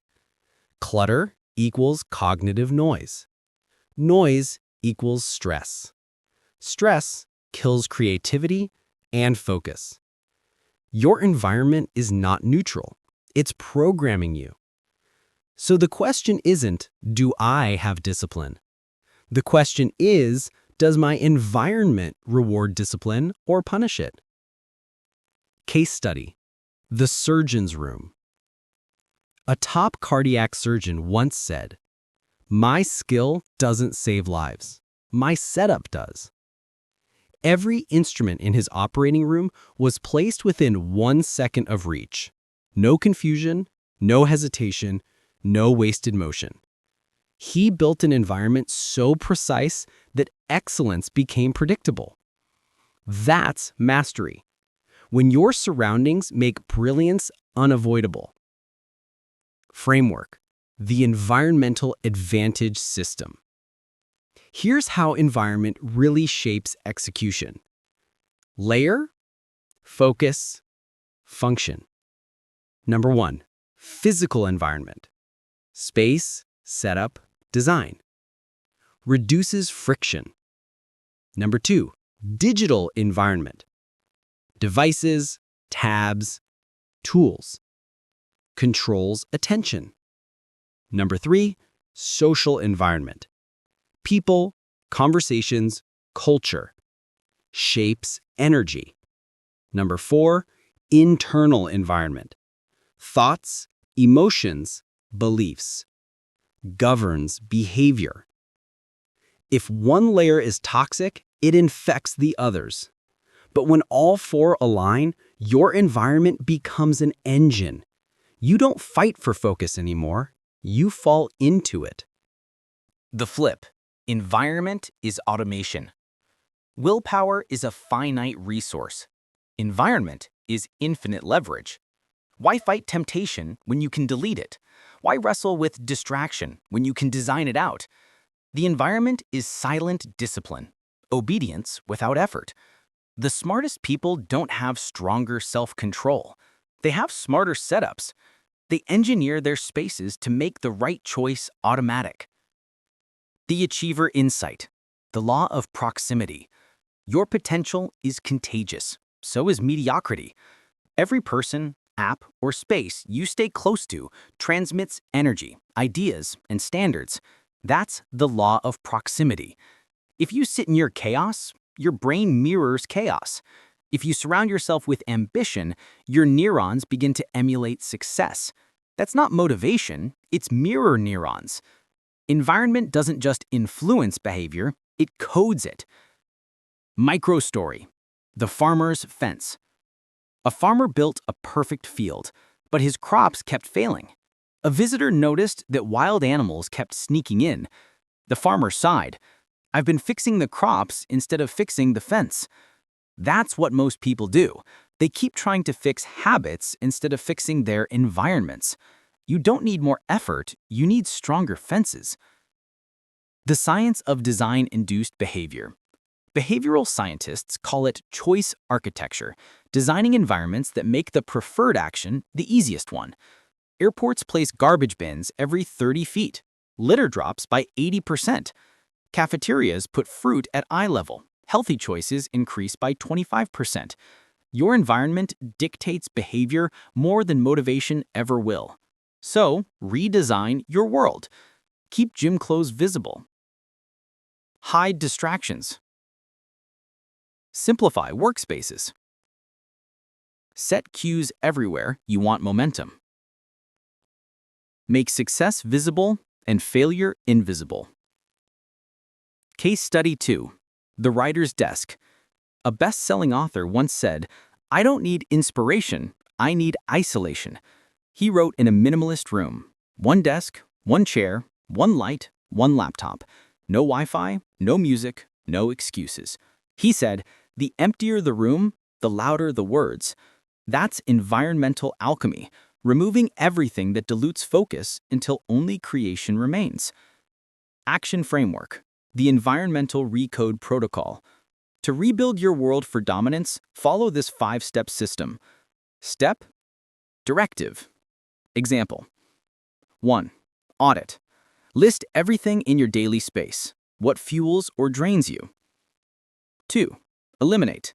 Remove visual, digital, and emotional clutter. Fewer things, higher energy. 3. Automate. Pre-decide routines with triggers. Lights on equals start work. Music equals flow cue. 4. Curate. Surround yourself with symbols of your standard. Vision board, success reminders, books. 5. Protect. Establish boundaries around your environment. No low-energy conversations inside your focus zone. This isn't minimalism, it's mental engineering. A clear space produces a clear state. The psychological flip. Space equals speed. Every item in your space either speeds you up or slows you down. A cluttered desk multiplies micro-decisions. Each one burns cognitive fuel. Clean space equals clean mind, and clean minds move faster. You're not cleaning your room, you're calibrating your focus engine. Deceiver Insight, the digital battlefield. Your phone is not a tool, it's a territory, and every app is a competing empire for your attention. If your phone isn't designed for discipline, it's designed for distraction. Reclaim it. Delete 80% of apps. Disable notifications. Use grayscale mode. Move high-value apps to the first screen only. Make your phone a weapon of work, not a slot machine of delay. Digital discipline is modern freedom. Microstory, the athlete's locker. A world-class sprinter said he never touched his phone 90 minutes before a race. He said, "I can't let other people's energy enter my body before I perform." He guarded his environment, not just his track. He created a pre-race zone where nothing existed except rhythm, breath, and belief. That's environmental control at its purest. He didn't wait to feel powerful. He entered power through space. Framework, the social ecosystem audit. The people around you are your emotional environment. Type, role, strategy. Expanders, multiply your potential. Spend more time. Containers, maintain your comfort. Limit time. Drainers, extract your energy. Detach with peace. If you want to evolve, change your ecosystem. Environment always wins over intention. You can't think your way out of a low-frequency crowd. You have to exit. Case Study 3. The 5 a.m. Club. A group of entrepreneurs once started meeting daily at 5 a.m. Not to talk, just to work silently in each other's presence. No phones, no noise, no small talk. Only progress. They called it the arena. In 6 months, every member doubled output. Not because of motivation, but because of proximity. The environment itself did the heavy lifting. That's the invisible force you're missing when you try to succeed alone. Deceiver Insight, the energy field of spaces. Every space holds energy memory, residual emotion from repeated activity. If you constantly complain in a room, that room becomes heavy. If you create, it becomes electric. That's why walking into certain places feels inspiring. They're charged with creation. Your environment is an amplifier of frequency. Keep only what resonates with your future, not your past. Action framework. The Power Space Blueprint. Design one room, even one corner, that radiates progress. Define its purpose. Work, meditation, visioning, strategy. Set visual anchors. Symbols, books, notes, affirmations. Set sensory triggers. Lighting, scent, music, temperature. Guard the access. No negativity, no noise, no distractions allowed. Enter daily. Let repetition charge the space with creative power. Soon, that space becomes a portal. Your brain associates it with motion. Step in and your nervous system obeys. The flip, the invisible architecture. The greatest productivity tool on Earth is not a calendar or an app. It's architecture. Architects understand something most achievers forget. Design dictates behavior. You can't stay average in an environment built for greatness. You'll either rise or you'll leave. So stop trying to change your life in the same room that built your limits. Move the furniture, move the walls, move your atmosphere, and your life will follow. Inner Declaration. The Environment Creed. I do not fight my surroundings. I design them. I live in spaces that multiply my focus, not divide it. My room is my reflection. My phone is my fortress. My circle is my current.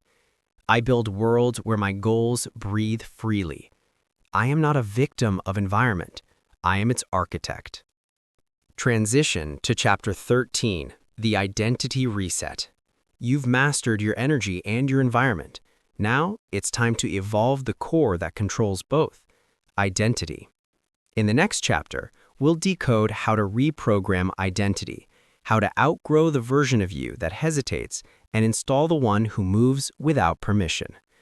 Because environment builds behavior, but identity builds destiny. End of Chapter 12. The Power of Environment. Chapter 13. The Identity Reset. The Lie of Personality. You've been told you were born a certain way, that your identity is fixed, that you are the sum of your habits, memories, and DNA. That's the lie. Identity isn't inherited. It's installed. It's a collection of repeated stories you tell yourself until they start telling you. You were programmed by repetition, by what your parents praised, what your teachers punished, what your society celebrated. And if you don't rewrite that code, you'll live inside limits that aren't even yours. You don't have to find yourself. You have to design yourself. Identity isn't discovery, it's construction. The psychology of self-programming. The human brain runs on identity-based behavior loops. When you declare, "I am," your subconscious listens. It reorganizes perception to protect that statement. Say, "I'm not consistent," and your mind filters proof to validate it. Say, "I'm disciplined," and it searches for alignment. You're not behaving according to willpower. You're behaving according to identity alignment. This is called cognitive consistency theory. The brain would rather stay consistent with who you think you are than risk the discomfort of growth. That's why self-improvement often fails, because people try to upgrade behavior while keeping an outdated identity. You can't act like a winner while identifying as the wounded. Your actions always return to who you believe you are. Case study: the runner who quit and returned. A marathoner once retired after an injury. He said, "When I stopped running, I lost my rhythm, but worse, I lost my identity." Years later, he tried to train again. His body remembered how to run, but his mind didn't. He realized he wasn't struggling physically. He was struggling to believe he was an athlete again. When he started saying, "I am a runner," even before he could run a mile, his endurance multiplied. His performance followed identity, not motivation. Framework: the identity installation formula. Here's how identity actually upgrades in the brain. Identity equals belief, times behavior times evidence. Belief, the story you choose to repeat. Behavior, the visible ritual that reinforces it. Evidence, the results that anchor it as truth. You don't wait for evidence to believe. You behave until evidence arrives. That's how you install new identity. You act like the future self until the present catches up. The flip. Belief is behavior. Most people think belief comes first, that you must believe to act. But that's backwards. Belief is born from repetition of action. You don't become confident before speaking. You speak until confidence appears. You don't become disciplined before showing up. You show up until discipline defines you. Behavior is belief in motion. Identity is repetition rewarded. You can't think your way to greatness. You must behave your way there. De-achiever insight, the law of internal consistency. The human mind hates contradiction. If your actions and self-image don't match, it creates pressure to realign. That's why transformation feels uncomfortable. Your subconscious is being rewritten. Most people escape that discomfort by retreating to old patterns. Winners endure it until the new identity stabilizes. That's the bridge between who you were and who you're becoming. Discomfort isn't rejection, it's reinstallation. Microstory.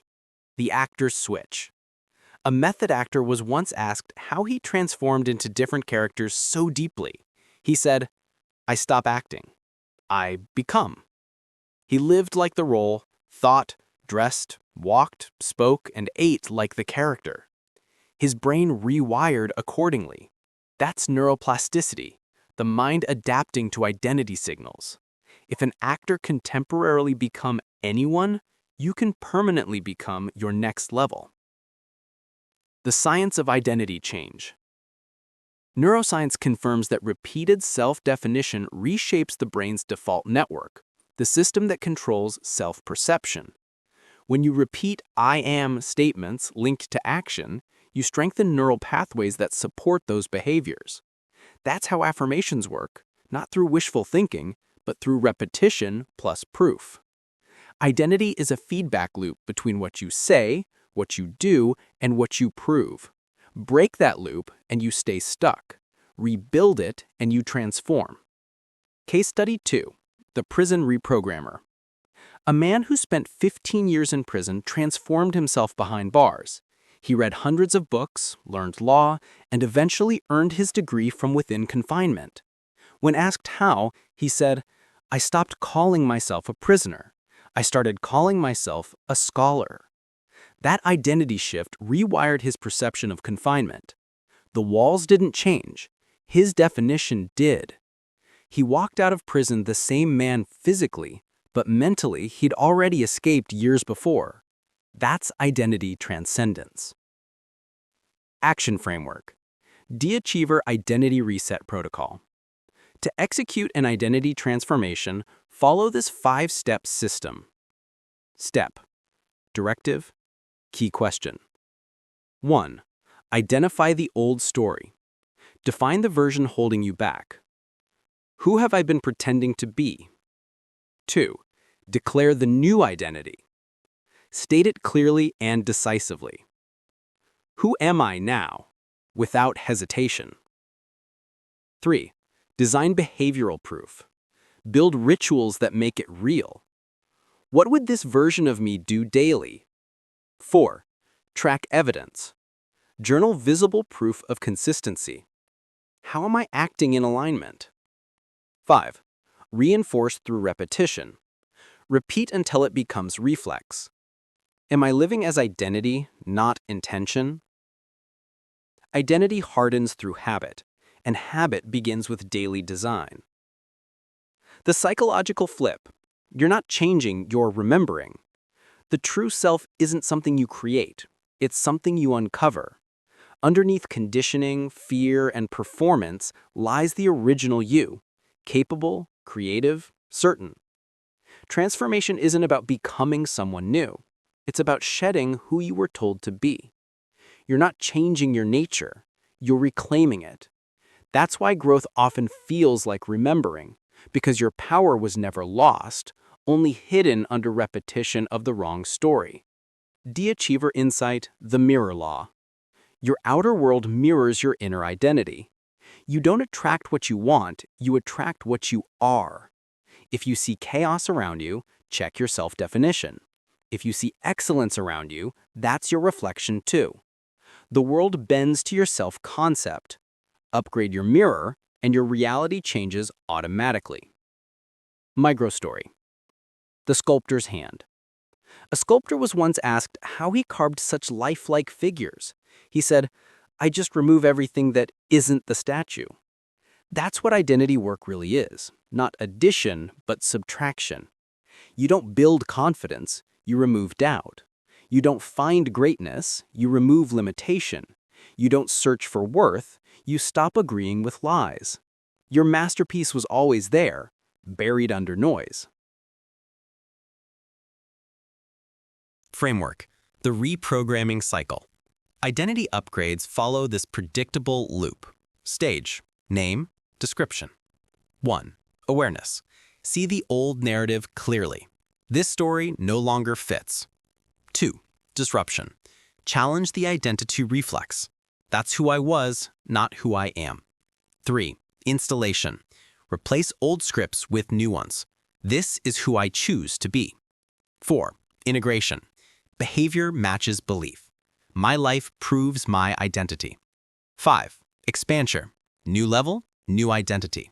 This is my new normal. You never arrive, you evolve. The mind is infinite software.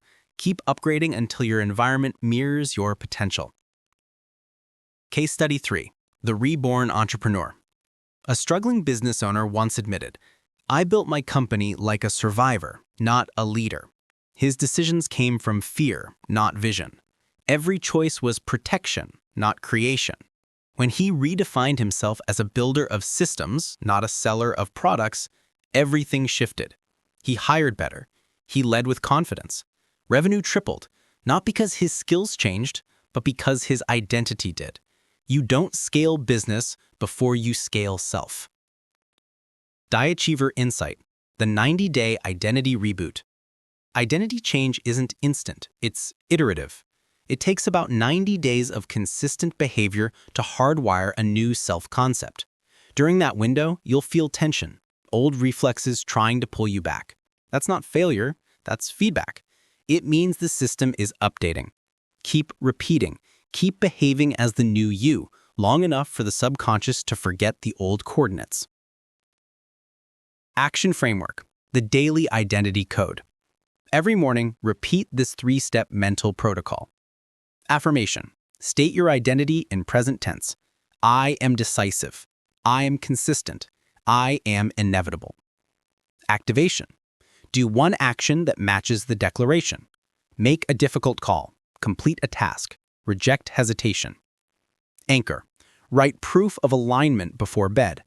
Today, I acted like who I said I am. That's how you fuse words into neurons.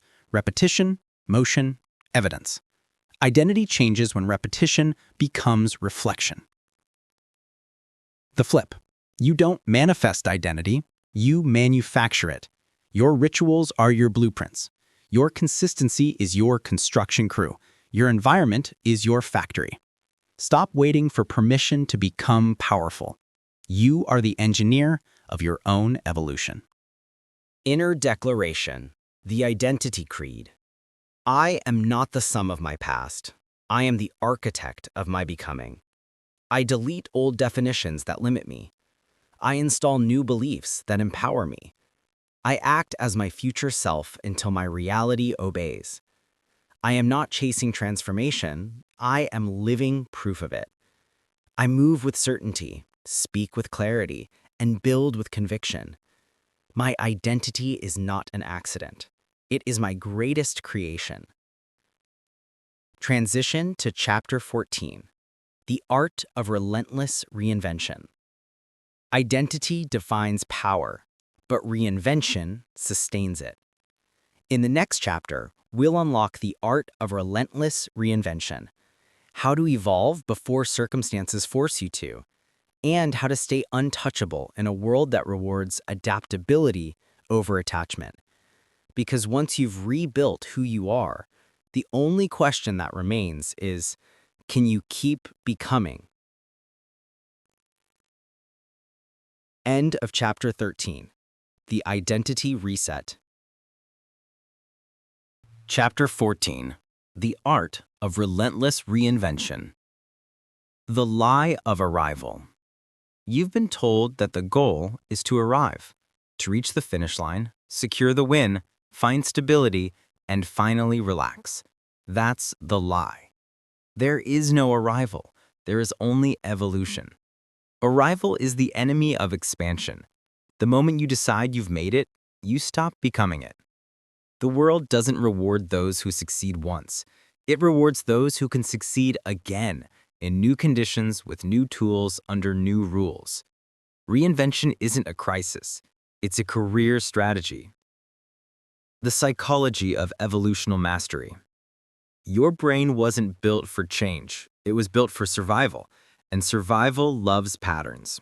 It loves predictability. That's why even success can become a trap. Once you find something that works, your brain clings to it, long after it stops working. But everything decays. Markets, methods, relevance, attention. If you don't reinvent, you start defending outdated versions of yourself. And defense always drains faster than creation. Reinvention begins when curiosity replaces comfort. Case study. The CEO who refused to evolve. At the height of his company's success, a CEO declared, "We found our winning formula. We'll never change it." Within 5 years, that same formula was obsolete. New technology, new competitors, new customer behavior, and his company collapsed. He thought consistency was strength, but in a changing world, rigidity is death. He wasn't defeated by competition. He was defeated by yesterday's version of himself. Framework. The reinvention cycle. Reinvention follows a repeatable psychological rhythm. Stage, name, description. Stage 1. Awareness. Recognize the decay. What used to work no longer does. Stage 2. Detachment. Release old identity. That version served me, but it's done. Stage 3. Experimentation. Explore new patterns. What else could work? Stage 4. Integration. Install new systems. This works, now I commit. Stage 5. Expansion. Scale and stabilize. Now I refine this version until it's time to evolve again. The faster you move through these stages, the longer you stay relevant. The flip. Comfort is the most addictive drug. The most dangerous comfort isn't luxury, it's identity comfort. It's when your ego says, "This is who I am," and stops asking, "Who can I become?" Comfort kills curiosity, and curiosity is the heartbeat of reinvention. When you stop asking questions, you start aging, not in body, but in relevance. The cure isn't chaos, it's controlled discomfort. Put yourself in new rooms, learn new tools, seek new resistance. That's how you stay alive in motion. De-achiever insight. The law of elastic identity. High performers stretch identity like muscle. They remain rooted in values, but flexible in expression. Their core doesn't change, but their form constantly evolves. That's what lets them move from one era to the next seamlessly. Entrepreneurs become educators, creators become CEOs, leaders become legends. Elastic identity means you adapt without losing essence. You can change form without changing truth. Microstory. The snake's gift. A villager once found a snake shedding its skin. He asked, "Doesn't it hurt to tear yourself apart like that?" The snake replied, "It hurts more to keep what no longer fits." That's reinvention. Painful, yes, but suffocating if ignored. The science of reinvention. Neuroscience calls it neuroplastic adaptability, the brain's ability to rewire pathways when exposed to novelty. Each time you learn a new skill or face a new challenge, your brain grows fresh neural maps. It becomes younger, faster, and more intelligent. That's why the curious age slower. They keep building new connections. Reinvention isn't just mindset, it's biology. It keeps your brain in perpetual youth. Case study 2. The Phoenix Entrepreneur. After selling his company for millions, a founder tried to retire. Within months, he fell into depression. He wasn't tired, he was under-challenged. He said, "I realized I wasn't addicted to business, I was addicted to becoming." He started again, this time in an industry he knew nothing about. He built slower, learned harder, but came alive again. That's the secret of reinvention. You don't start from zero, you start from wisdom applied to new terrain. Action Framework, the Reinvention Lab. To build reinvention into your life systematically, use this 4-part process. Step. Directive. Key question. 1. Audit. Identify areas of stagnation. Where am I coasting? 2. Disrupt. Introduce deliberate novelty. What's one skill or market I've ignored? 3. Prototype. Run small experiments. What can I test without total risk? 4. Install. Commit to what works. What deserves full focus next? Reinvention is not random. It's a lab process. Experimentation, feedback, iteration, mastery. The psychological flip. Burnout is often boredom. Most burnout doesn't come from doing too much. It comes from doing too little that excites you. The mind craves challenge. When it doesn't get it, it simulates fatigue. That's why new projects revive tired people. Not because they rest, but because they reignite. Boredom is your system asking for an upgrade. The Deceiver Insight, the 10-year rule of relevance. Every decade demands a new version of you. Your 20s are for learning. Your 30s are for applying. Your 40s are for multiplying. Your 50s are for redefining. Your 60s and beyond are for mentoring and evolving again. If you resist reinvention at any stage, you become outdated in the next. But if you embrace it, each decade compounds power. Longevity belongs to the reinvented. Microstory: The Samurai and the Brush. An aging samurai lost his sword hand in battle. Instead of despairing, he learned to paint. His precision as a warrior became precision as an artist. His paintings were called Battles in Stillness. He said, "I did not stop fighting, I changed the weapon." That's the essence of reinvention, transforming skill, not abandoning it. Framework: The Asset Transference Model. Reinvention isn't about starting over, it's about transferring assets.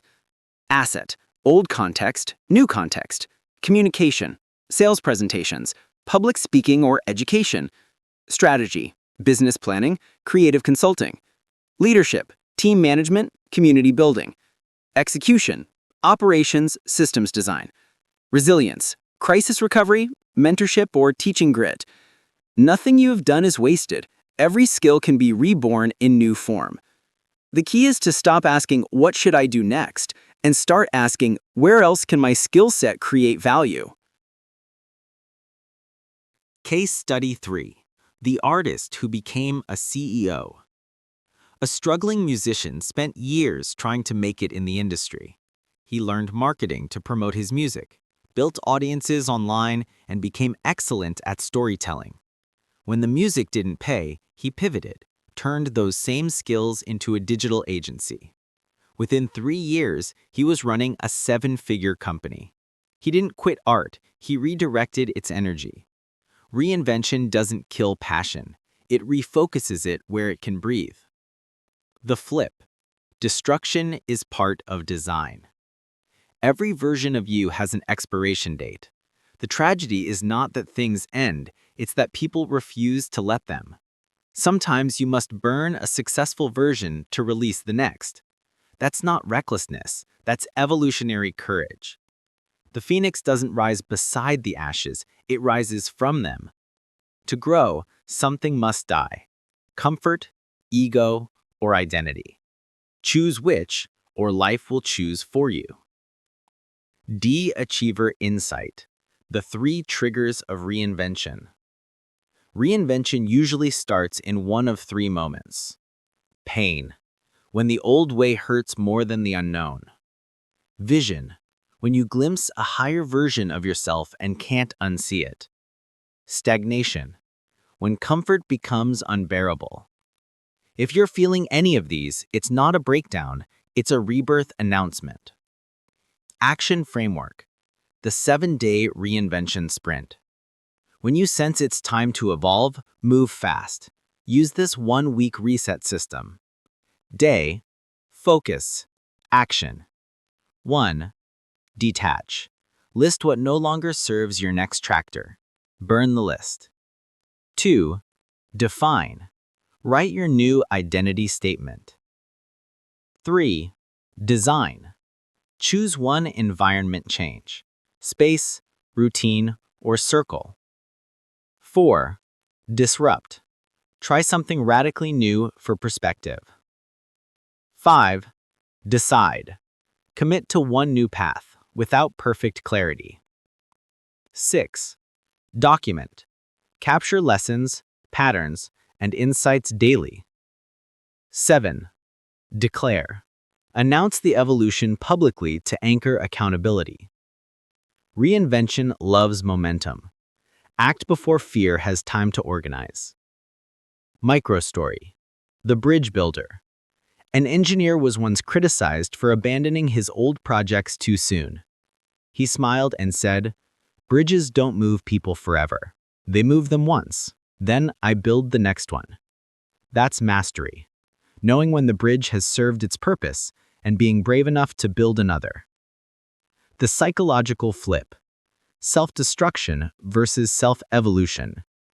People fear reinvention because they confuse it with destruction. But there's a difference. Destruction leaves ruins. Evolution leaves blueprints. Reinvention is not rebellion, it's refinement. You're not abandoning your past, you're updating its operating system. You keep the code that works. You rewrite what doesn't. De-achiever insight. The rule of creative death. Every artist, athlete, or innovator who lasts understands this rule. Kill your darlings before the market does. Don't wait for decline to force reinvention. End chapters at their peak. Close cycles before comfort corrodes them.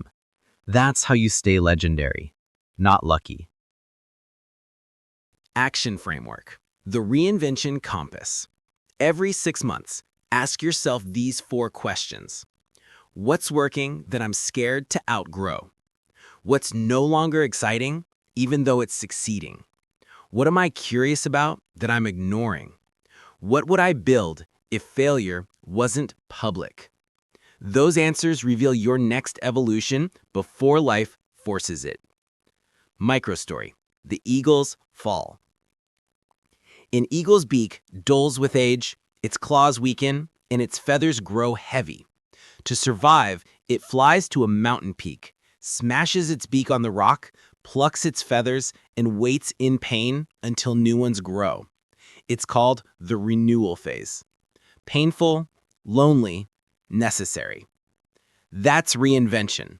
The courage to rebuild while the world watches, doubting you'll ever rise again. But when you do, you fly higher than ever. Inner declaration. The reinvention creed. I am not loyal to versions that limit me. I evolve without apology. I release what once worked to make room for what will. My curiosity is my compass. My courage is my engine. My reinvention is my reward. I am not afraid to begin again because I never start from nothing. I start from experience, wisdom, and clarity refined by fire. Transition to Chapter 15, the discipline of expansion. Reinvention ignites motion, but without structure, motion dissolves into chaos.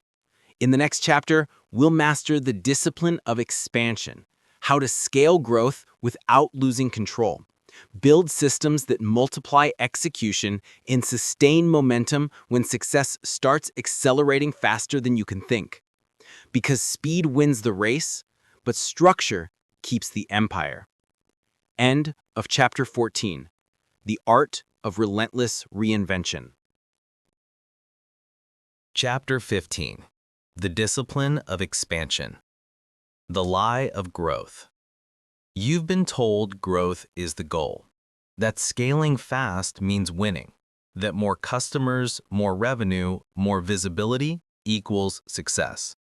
That's the lie. Growth without structure is decay in disguise. It looks like progress until it collapses. Expansion isn't about adding more, it's about handling more. Real power isn't acceleration, it's stability at high speed. That's discipline. The psychology of controlled chaos. The higher you rise, the more your systems are tested. Speed exposes cracks that slowness hid. That's why most people fail after success. They mistake adrenaline for architecture, but empires aren't built on rush, they're built on rhythm.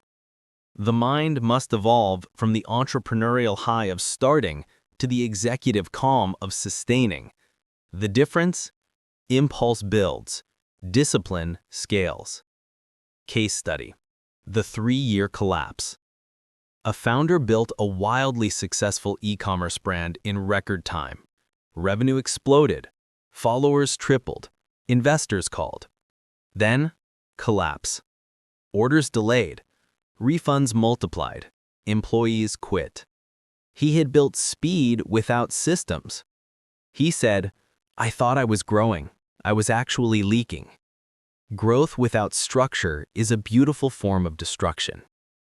Framework: the expansion equation. Sustainable growth follows a formula. Expansion equals structure times consistency times adaptability. Let's decode it. Structure: systems that hold your ambition. Consistency: repetition that compounds mastery. Adaptability: flexibility that keeps the structure alive. Miss one, and you'll scale chaos instead of power. The flip. Systems create freedom. Most people fear structure because they think it kills creativity, but structure doesn't entrap freedom. It protects it. Think of jazz. Every note sounds spontaneous, but it flows inside invisible scales. That's why it feels alive, not chaotic. The same applies to success. You don't discipline yourself to limit potential. You discipline yourself to unlock unlimited expression. Freedom without structure is noise. Structure without freedom is prison. The sweet spot, structured freedom, creates art, wealth, and legacy. De-achiever insight, the law of expansion pressure. As growth accelerates, so does pressure. Pressure isn't punishment, it's feedback. It asks, can you still move precisely while the world shakes? That's the test of expansion. The solution isn't to slow down, it's to strengthen the container. The stronger your structure, the faster you can safely grow. Weak structures collapse under opportunity. Strong structures multiply it. Microstory: the bridge and the wind. An engineer once said, "A bridge isn't tested by traffic, it's tested by wind." Wind exposes weak joints, loose bolts, hidden cracks. Growth is your wind. It reveals what your foundation's been hiding. You don't fix it by stopping traffic, you reinforce the bridge while it stands. That's discipline. The science of compounding execution. The brain's dopamine system rewards novelty. That's why starting feels easy. But expansion requires boring excellence, repetition, refinement, predictability. To the average mind, that feels dull. To the disciplined mind, it feels divine. Because mastery is repetition without resentment. The elite don't chase excitement. They chase precision until it becomes automatic. That's how small efforts compound into exponential results. Case study 2. The creator who became a machine. A content creator built a viral empire in a year, then vanished for 6 months. When he returned, he said, "I was addicted to momentum but allergic to management." He loved creating but hated systems. Every upload was chaos. Every win was random. He rebuilt everything: workflows, calendars, templates, and teams. Then his output doubled without increasing effort. That's the paradox of discipline. Structure reduces strain, not spontaneity. Action Framework, the Expansion Blueprint. Here's how to scale without breaking. Step, directive. Key question. 1. Simplify. Remove everything that doesn't multiply. What drains without scaling? 2. Systemize. Create repeatable processes. What can run without me? 3. Standardize. Document and delegate. How do I make success predictable? 4. Scale. Add speed only after stability. What can I safely double? 5. Sustain. Review and reinforce weekly. Where is friction creeping back in? You don't expand by doing more. You expand by doing cleaner. The psychological flip. Consistency is a superpower. Consistency is the most underestimated form of genius. Talent starts the race. Consistency wins it. The brain craves routine, not because it's lazy, but because repetition builds neural efficiency. Every time you repeat a behavior, the mind automates it, freeing energy for higher-level thinking. That's how execution becomes effortless. Discipline isn't doing hard things. It's making hard things feel easy through repetition. De-achiever insight. The law of cyclical focus. Focus must expand and contract like breath. You can't sprint forever. Expansion requires cycles, intensity, and reflection. Elite performers follow this loop. Focus, execute, reflect, refine, repeat. Each loop compounds clarity. Each reflection improves speed. That's sustainable acceleration, the rhythm of mastery. Microstory. The farmer's calendar. A farmer once said, "I don't rush harvest. I rush the habits that make harvest inevitable." He planted, watered, weeded, rested, rhythmically. When the season came, growth wasn't effort, it was consequence. That's expansion. Systemic effort that turns time into multiplication. Framework. The expansion operating system. Every empire runs on 5 invisible engines. Engine, function, principle. 1. Vision engine. Directs focus. Know the why. 2. Team engine. Extends capability. Delegate or die. 3. System engine. Automate execution. Design beats discipline. 4. Finance engine. Fuels stability. Track every flow. 5. Self engine. Regulates energy. You are the infrastructure. If any engine fails, momentum bleeds. True discipline is maintaining all 5 simultaneously, not perfectly, but consciously. Case Study 3. The Athlete Who Built a Dynasty. A retired athlete was once asked how he stayed dominant for 20 years. He said, "Everyone trains to win. I trained to recover faster than I broke." He didn't fear fatigue, he managed it. He didn't chase records, he built rituals. That's why he didn't burn out after the first championship. He expanded by preserving capacity. Discipline protects longevity. The flip. Boredom is the door to brilliance. The beginner quits when things get repetitive. The master begins there. Boredom is the checkpoint between average and elite. If you can endure repetition long enough, your results become unstoppable. Because consistency compounds quietly, then explodes suddenly. That's how expansion feels. Slow, slow, sudden. De-achiever insight. The 80-20 of empire. At scale, 80% of your results come from 20% of your actions. Your job is to find that 20% and build systems that amplify it.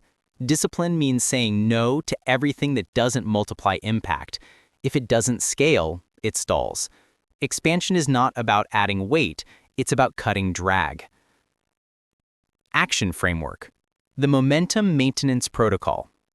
To keep scaling without losing sanity. Step. Directive. Focus. 1. Monitor metrics weekly.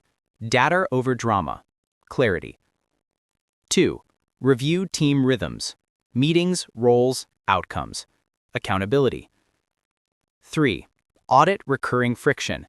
Fix leaks fast. Efficiency. 4. Optimize communication. Simplify channels. Speed. 5. Schedule reflection windows. Recharge and recalibrate. Longevity. Momentum dies in neglect, not in failure. Track it, protect it. Microstory. The musician's metronome. A legendary pianist was asked how he maintained rhythm across 1,000-note symphonies. He pointed to a metronome on his desk and said, "I never outgrow the basics." The higher the skill, the deeper the return to fundamentals.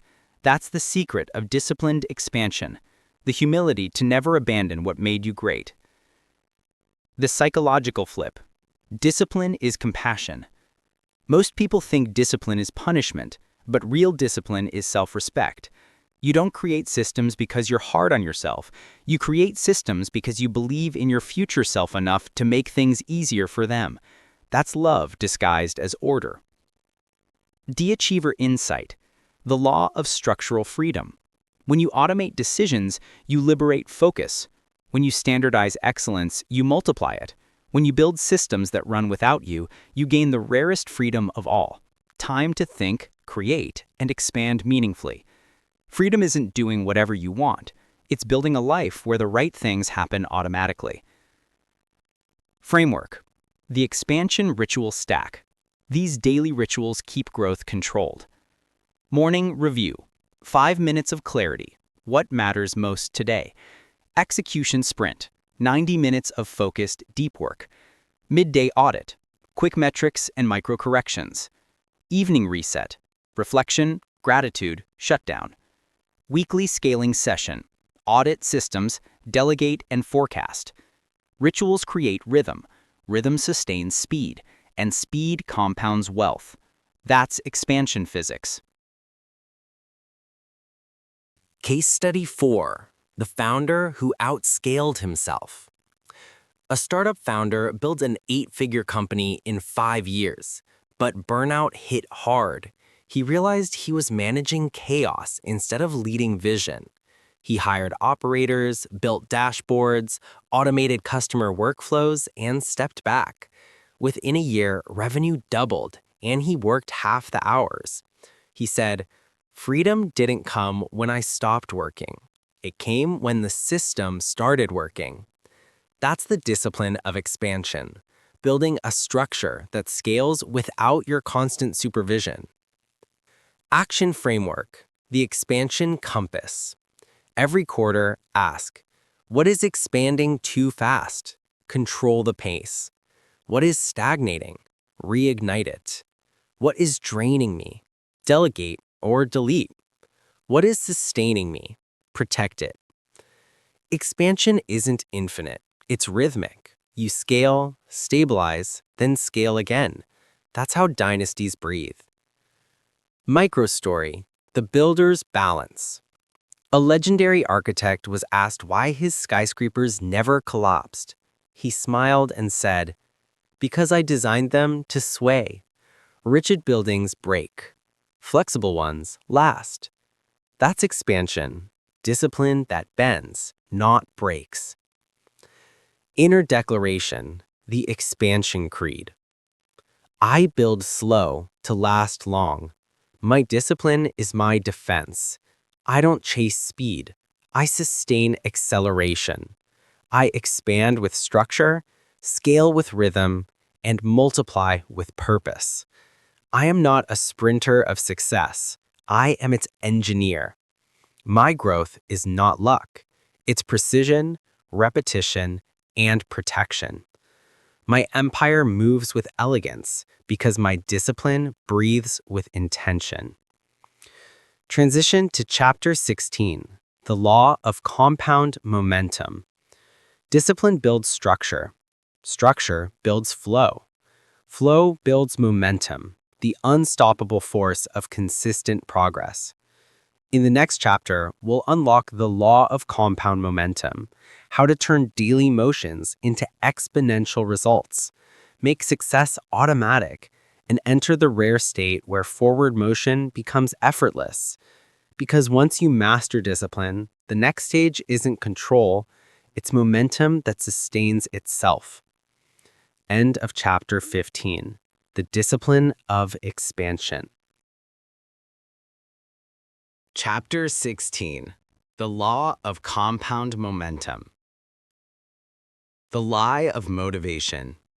You've been told that success depends on motivation, that the key to achievement is waking up inspired, staying positive, and feeling driven. That's the lie. Motivation is a spark. Momentum is a generator. Motivation fades with emotion. Momentum survives it. You don't need to feel like moving when you've built momentum, because movement itself starts generating energy. The secret to unstoppable success isn't inspiration, it's inertia, built by discipline, protected by repetition, and multiplied by time. The psychology of momentum. Momentum is psychological gravity. It's the invisible pull that makes progress automatic. Once you start, your brain wants to keep going, a neurological effect called the Zeigarnik principle, which says the mind hates unfinished loops. Every time you leave something incomplete, your subconscious keeps pulling attention back to it, demanding closure. That's why motion sustains itself. The mind wants to finish what it starts. Winners don't rely on feeling ready. They rely on starting, because starting activates the brain's built-in completion engine. Case study: the 3-minute rule. A best-selling author once admitted that his secret wasn't genius, it was the 3-minute rule. He said, "When I don't want to write, I promise myself I'll do it for 3 minutes. 90% of the time, I end up writing for hours." That's momentum. It doesn't demand perfection, only initiation. The hardest part isn't working, it's beginning. Once you cross that threshold, resistance melts. Framework: the momentum loop. Every high performer runs this loop, consciously or not. Stage, name, description. 1. Initiation. Start before you're ready. I move now, clarity follows. 2. Repetition. Build daily rhythm. I do it again until reflex replaces resistance. 3. Compounding. Let small wins stack. What I repeat multiplies. 4. Automation. Let systems take over. It runs even when I rest. 5. Renewal. Recover and realign. I reset before the next push. Master this loop and you become unstoppable because you've replaced motivation with mechanics. The flip. Small is the new scale. Most people fail because they swing too hard at the start. They try to change everything overnight, then burn out in silence. But real momentum grows from micro-consistency. The biggest empires start with smallest habits. 1 video every day, 1 sale every morning, 1 routine perfected. You don't need massive effort. You need mathematical persistence. Small repeated actions compound like interest, quietly, invisibly, inevitably. The Achiever Insight. The law of kinetic faith. Faith isn't belief before evidence. It's belief expressed as motion before clarity. You don't build momentum by waiting for the path to appear. You move, and your movement builds the path. Momentum rewards movers, not planners, because motion generates feedback, and feedback breeds precision. The longer you stay in motion, the smarter you become. Microstory. The cyclist's secret. A cyclist was once asked how he climbed mountains daily without collapsing. He said, "I never stop pedaling. Even downhill, I keep my legs moving." He didn't pedal for speed. He pedaled to maintain rhythm. That's how he sustained energy while others faded. Momentum wasn't effort. It was his natural cadence. Keep moving even when it feels easy. That's how you stay unstoppable. The science of compounding. In physics, momentum equals mass times velocity. In psychology, it's focus times frequency. Focus gives direction. Frequency gives acceleration. Combine both, and you create unstoppable inertia. That's why doing one thing daily beats doing 10 things occasionally. The brain builds neural highways through repetition. Every repetition reduces friction until success feels like flow. You don't rise because of intensity. You rise because of consistency. Case study 2, the $1 million habit. An entrepreneur was asked how he scaled from $1,000 to $10 million in 5 years. He said, "I stopped trying to grow. I started trying to repeat." He built one high-performing routine. Every morning, 1 hour of deep work before checking messages. That single habit produced focus, which produced systems, which produced results. He didn't need new strategies. He needed consistent execution. That's compound momentum. Discipline multiplied by time. Action framework, the momentum engine. Install this 5-part structure to make success self-sustaining. Step, directive. Example. 1. Anchor. Set one daily non-negotiable. Write for 30 minutes. 2. Align. Connect it to a long-term goal. This builds my brand. 3. Automate. Remove decision-making. Same time, same place. 4. Amplify. Add one small improvement weekly. Increase quality or volume by 5%. 5. Audit. Track progress weekly. What multiplied? What stalled? This system turns effort into evidence, and evidence into momentum fuel. The psychological flip. The speed of belief. The faster you act after a decision, the stronger your belief becomes. Delayed dilutes confidence. Execution amplifies it. That's why decisive people radiate certainty. Their brain has proof of performance. They don't think, "I can." They think, "I do." And doing creates identity faster than affirmations ever could. Momentum is belief proven through movement. Deceiver insight. The momentum economy. Momentum is the real currency of achievement. Every action earns interest. Every delay incurs tax. If you want to build wealth, energy, or power, invest in motion. A day of execution compounds. A day of hesitation compounds in reverse. Momentum doesn't care about fairness. It rewards consistency. Microstory. The drummer's lesson. A young drummer complained to his mentor that he wasn't improving. The mentor asked, "How many days have you played in a row?" 4, the student said. The mentor smiled. "Then you haven't learned rhythm. You've only flirted with it." Momentum requires marriage, not romance. It begins when consistency stops feeling like effort. Framework. The 30 by 30 momentum rule. Use this simple law to lock progress into place. Do one action for 30 days. Evaluate every 3 days. Never break the chain. 30 days creates pattern. 3-day reviews maintain awareness. Miss once, restart instantly. Miss twice, and you reset the loop. The point isn't perfection, it's persistence. Momentum thrives on continuity, not control. Case study 3. The body in motion. A man who lost 100 pounds didn't start with diet plans or gym memberships. He started with one rule: walk 10 minutes a day. 10 minutes became 20. 20 became 60. 60 became transformation. He said, "I didn't change my body in a day. I changed my identity through motion." Momentum doesn't ask for leaps. It rewards steps repeated relentlessly. The flip. Effortless is earned. People look at consistency and call it obsession. They're wrong. Consistency becomes effortless when it's automated by purpose. When what you're doing is who you are, you no longer need motivation. You just move. That's not obsession. That's identity in motion. Dachever insight. The law of compounding confidence. Confidence isn't built through pep talks. It's built through proof of endurance. Every time you stay consistent under boredom or pressure, you teach your mind that you're reliable, and reliability is the foundation of power.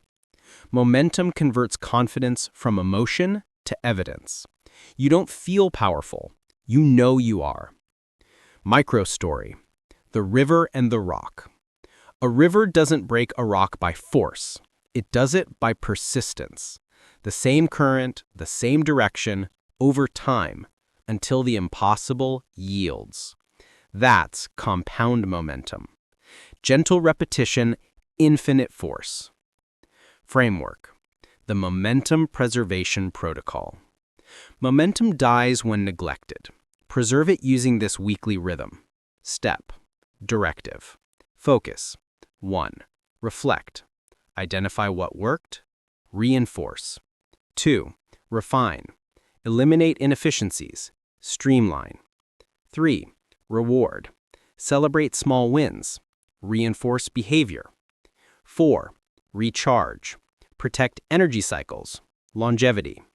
5. Relaunch. Recommit to motion. Renewal. Momentum isn't built once. It's maintained continuously. The psychological flip. Progress is proof. People chase progress because they want validation. But true progress is internal evidence. When you see yourself keep promises to yourself, your brain upgrades your identity. That's the essence of self-trust.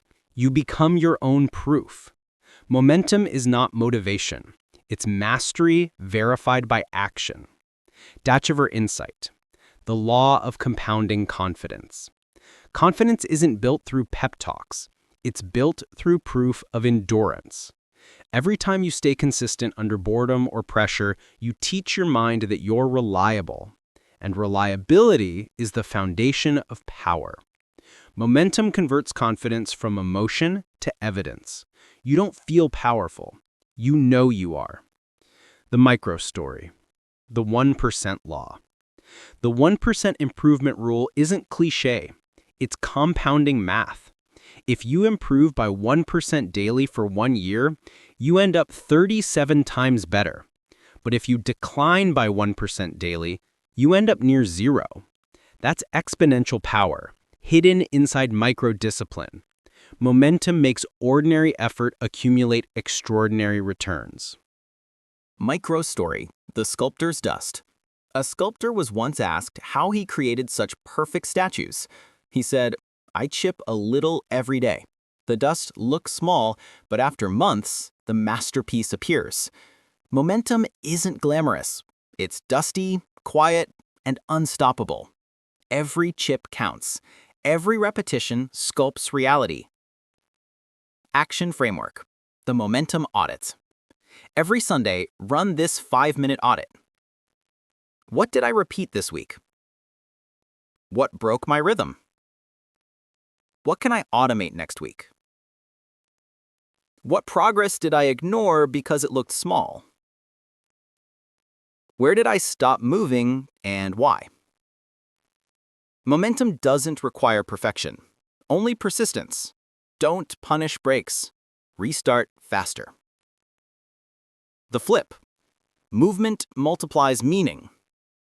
Motion doesn't just build momentum, it builds meaning. Because every step forward expands your perspective. The more you move, the more you understand. The more you understand, the more power you gain to move intentionally. Stagnation shrinks your world. Movement expands it. That's the hidden gift of momentum.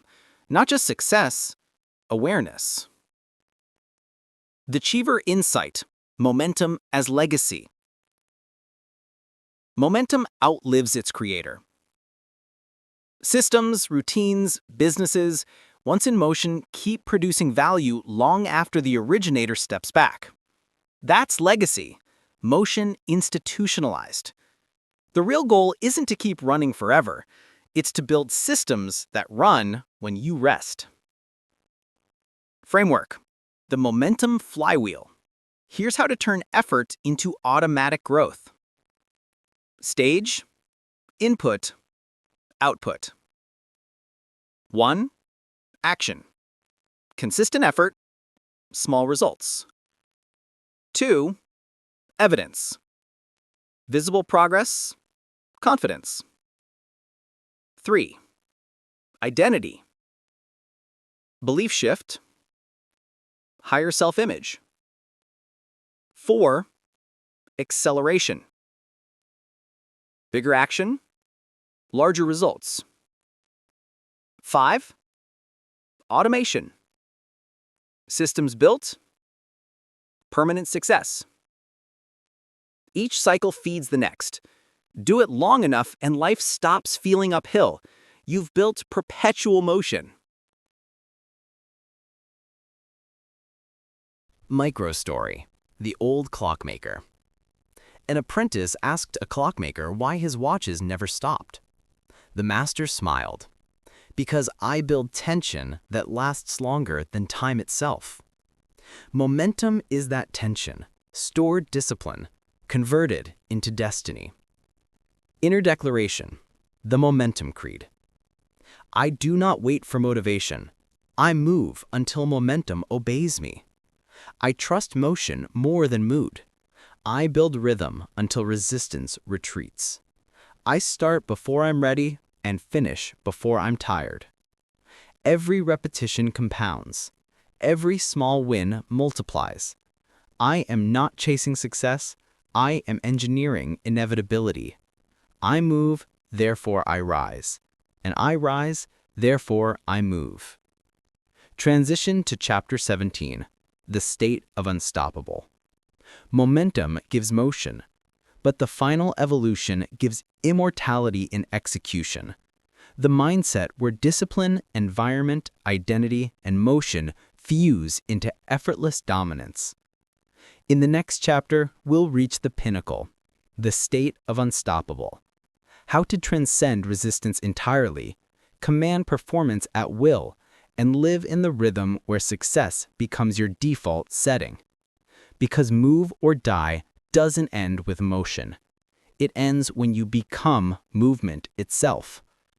End of Chapter 16, The Law of Compound Momentum. Chapter 17: The State of Unstoppable. The Lie of Limits. You've been told that everyone has limits, that you must know your boundaries, pace yourself, stay realistic. That's the lie. You don't burn out because you reach your limits. You burn out because you live beneath your rhythm. The body doesn't rebel against motion. It rebels against meaninglessness.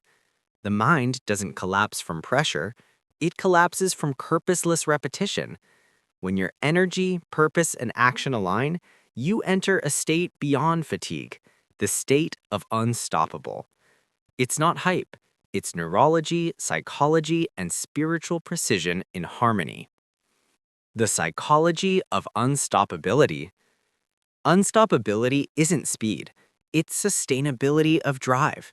It's what happens when resistance has no foothold left. The human mind has two operating systems: survival mode, ruled by fear, overthinking, hesitation; creation mode, ruled by flow, clarity, and conviction. Most people never switch systems. They build success inside survival, so every win feels like war. But when you shift to creation mode, action feels natural, not forced. You no longer chase success, you express it. That's the state of unstoppable, a life built on rhythm, not reaction. Case study: the flow architect. A top-performing athlete was once asked why he looked calm even under impossible pressure. He said, "Because I've already made peace with motion." He trained until movement became meditation. Every strike, every breath, every pivot, automatic precision. He wasn't thinking anymore. He was being. That's the psychological architecture of flow. total presence, no resistance. He didn't chase power, he synchronized with it. Framework, the 4 pillars of unstoppable. Every unstoppable person operates from 4 aligned pillars. Pillar, description, function. 1. Clarity. Knows exactly what matters. Eliminates hesitation. 2. Consistency. Acts daily with rhythm. Builds momentum. 3. Capacity. Trains body and mind to handle intensity. Sustains growth. 4. Conviction. Believes deeply in purpose. Fuels endurance. When all 4 align, motion becomes magnetic. You no longer push, you pull results into existence. The flip. Effortless is earned. People think being unstoppable means feeling invincible. Wrong. Unstoppable doesn't mean you never get tired. It means fatigue no longer stops you. You still feel pain, doubt, chaos, but none of them dictate direction anymore, because you've trained your nervous system to interpret discomfort as data, not danger. Every obstacle becomes signal, not setback. You don't force your way forward, you flow through friction. Effortless isn't natural, it's trained ease. D-achiever insight, the law of rhythmic dominance. The unstoppable don't chase balance, they master rhythm. Balance seeks comfort, rhythm creates dominance. They know when to sprint, when to rest, when to reflect, when to strike. They move like waves, never constant, never static, always advancing. Consistency isn't monotony, it's momentum with timing. That's how you stay relentless without breaking. Micro story, the fire dancer. A dancer once performed with flames circling her body. When asked how she avoided getting burned, she said, "I don't fight the fire, I move with it." That's the state of unstoppable, when chaos becomes choreography. You stop reacting to heat, you start mastering tempo. The science of flow energy. Neuroscientists studying elite performers discovered that during deep flow, the brain temporarily shuts down areas responsible for doubt and self-monitoring. It's called transient hypofrontality. That's why in flow, time distorts, ego dissolves. Action feels divine. The same brain that once overthought everything now operates in seamless unity. That's not luck, that's alignment, the chemistry of excellence.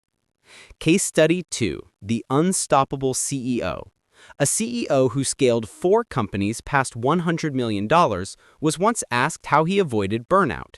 He said, "I don't sprint, I cycle." He worked in deep intensity, then disconnected completely. He treated rest as part of performance. He didn't grind endlessly. He pulsed deliberately.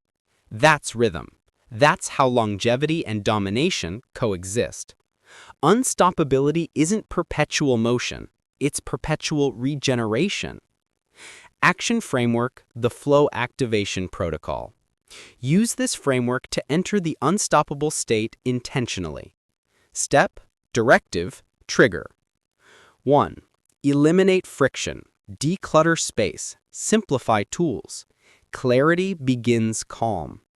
2. Choose the focus target. 1 mission per session. Remove divided attention.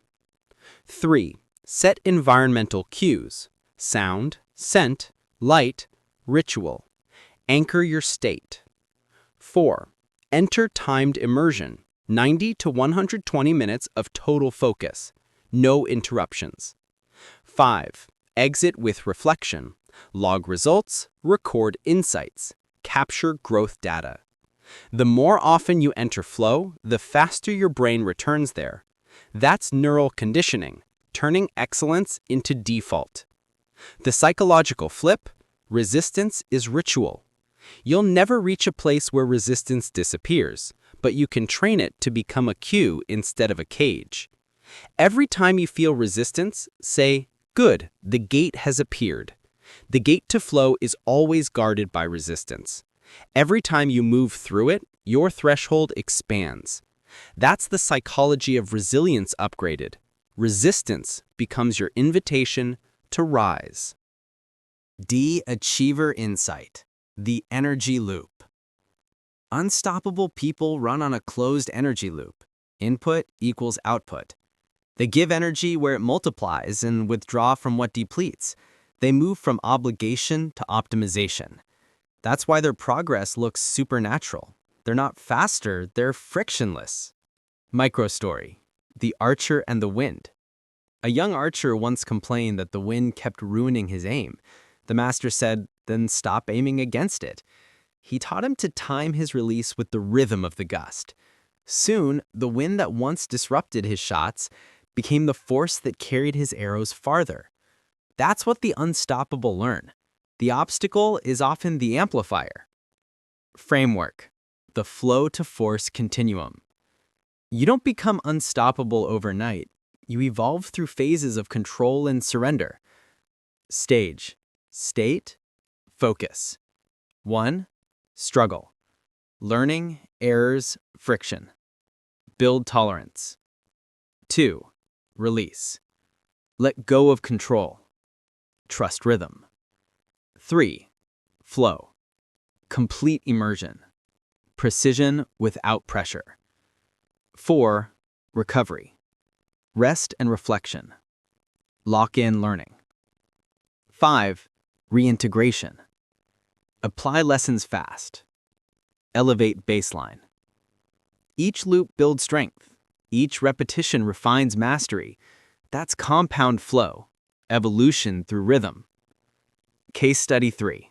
The fighter who smiled.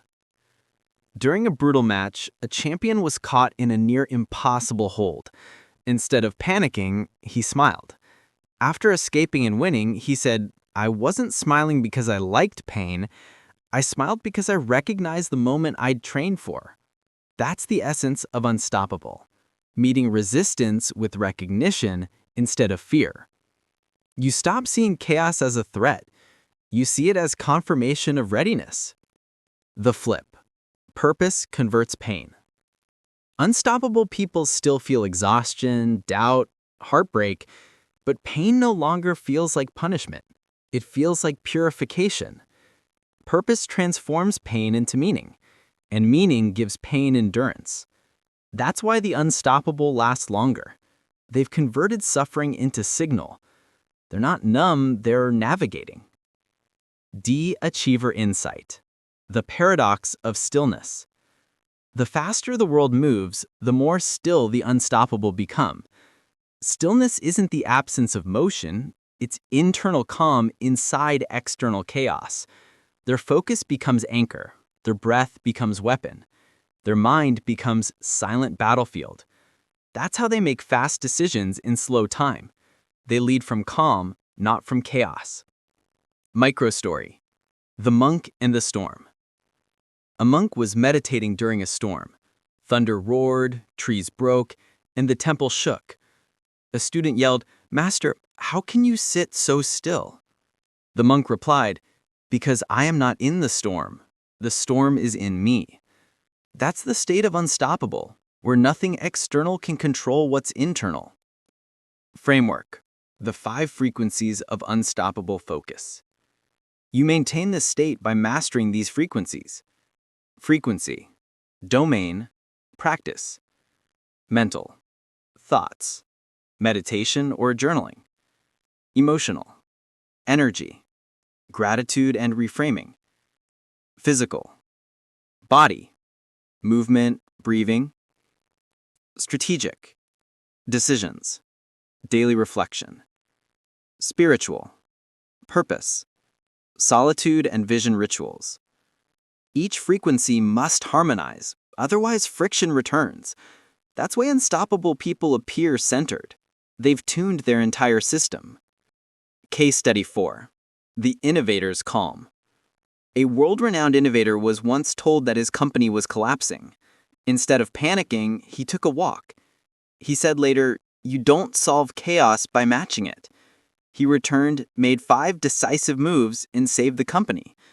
That's the psychology of power. When the world speeds up, the leader slows down. Not from fear, from control. The psychological flip, predictable power. Power feels unpredictable to those who chase it, but to those who build rhythm, power feels predictable because rhythm breeds reliability, and reliability breeds confidence. When you trust your process more than your feelings, you've transcended emotion. You've entered identity. That's what unstoppable really means. Consistency immune to circumstance. De-achiever insight, the velocity of stillness. When clarity accelerates, motion slows, but results multiply. You move fewer pieces with more precision. You speak less, but command more. You rest more, but produce more. That's not paradox, that's efficiency, the pinnacle of mastery. You've become velocity in human form. Micro story, the mountain and the wind. A traveler once shouted to a mountain during a storm, "Don't you fear the wind?" The mountain replied, "I am the wind. The air that tries to move me only reveals my height." That's the state of unstoppable. You stop fighting elements and start embodying them. Framework, the unstoppable equation. Everything you've built converges here. Unstoppable equals energy times identity times rhythm times purpose. Energy fuels motion. Identity locks direction. Rhythm sustains flow. Purpose gives meaning to pain. Together, they create invincibility of intent. You don't need certainty, you are certainty.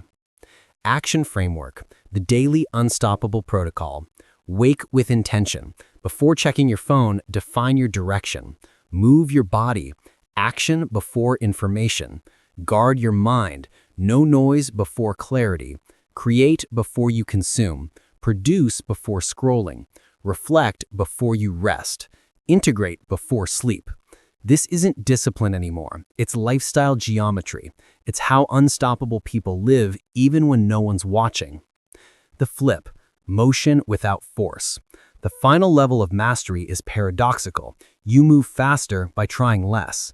Not because you're lazy, but because you've aligned so deeply that resistance no longer exists. Force is replaced by flow. Hustle is replaced by harmony. Ambition is replaced by awareness.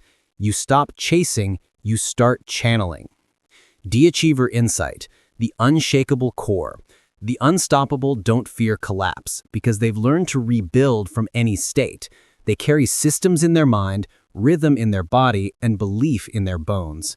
Take away their business, they'll build another. Take away their audience, they'll grow one from scratch. Take away their comfort, they'll adapt faster than loss can spread. Because you can't destroy a man who's rebuilt himself enough times to enjoy the process. Micro story, the fire rebuilder. After losing his studio in a fire, an artist said, "I didn't lose my art, I lost the building that held it." He rebuilt twice as fast, twice as free. That's the nature of unstoppable. You never fear endings because you've mastered beginnings. Inner declaration, the unstoppable creed. I no longer chase momentum. I am momentum. I no longer fight resistance, I use it. I no longer ask for clarity, I create it. I no longer seek success, I synchronize with it. My rhythm is my armor, my purpose is my pulse, my stillness is my strength. I am not running anymore, I am moving endlessly. I am the storm, I am the system, I am the state of unstoppable. Transition to epilogue, the movement within. You've mastered motion, discipline, energy, environment, and identity. But now comes the final transformation, not of the outer empire, but the inner world. In the epilogue, the movement within, you'll understand why the greatest victories are not about moving the world around you, but awakening the one inside you. Because Move or Die was never about activity. It was always about aliveness. End of chapter 17. The state of unstoppable. Epilogue, the movement within. The final illusion. You thought this book was about movement. You thought it was about grinding, executing, building, scaling, dominating. But movement was never about speed. It was about awakening. The real journey wasn't forward. It was inward. Because the truth is, no one ever becomes unstoppable in the world until they become unshakable within. You can master the systems, the routines, the energy, the environment. But until you master your inner stillness, you're just a faster runner inside the same maze. The maze isn't outside, it's you. And the exit has always been presence. The return to center.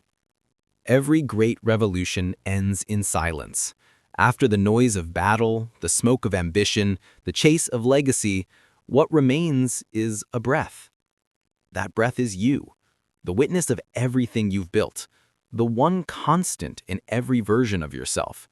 That's where motion dissolves into awareness.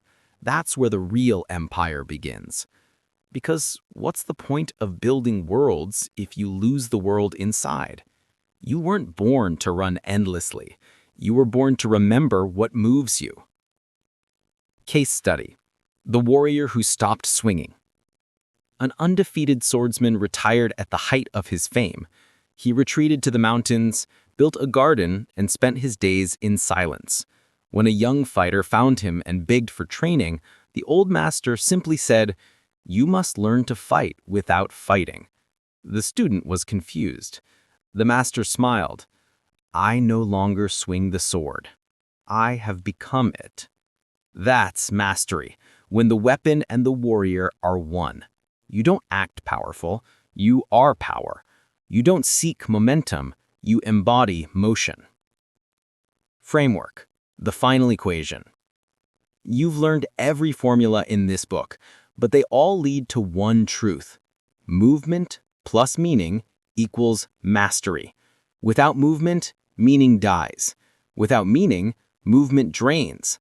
Fuse both, and your life becomes kinetic poetry. That's what the movement within means. Every breath becomes a strategy. Every silence becomes progress. Every moment becomes purpose in disguise. The flip: arrival isn't the end. You thought arrival was rest. It isn't. It's renewal. You're not at the finish line. You're at the foundation of a new world. The old version of you has served its mission. Now it's time to evolve again. Not from hunger, but from harmony. You've gone from hesitation to action, from chaos to clarity, from motion to mastery.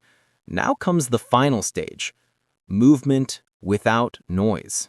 Deceiver insight: the law of inner velocity.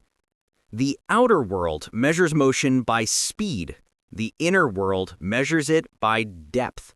When you move inward toward truth, stillness, purpose, connection, time slows, but impact multiplies. Inner velocity creates outer gravity. That's why people who've mastered their inner world move through life like magnetic fields. They don't chase, they attract. Microstory: the candle in the storm. A traveler once saw a candle burning in a temple during a storm. The winds howled, the roof trembled, but the flame never flickered. He asked the monk how it stayed lit. The monk said, "Because it was never fighting the wind. It was protected by the stillness around it." That's you now. The world will always storm, but your stillness is no longer fragile, it's fortified. The psychological flip: the end of fear. What does it mean to truly move without fear? It doesn't mean the absence of danger, it means the absence of doubt in your ability to navigate it. Fear loses power when you trust your own rhythm, because rhythm is certainty disguised as flow. Once you've built rhythm into your life, no storm can knock you off beat. You've transcended survival. You've entered sovereignty.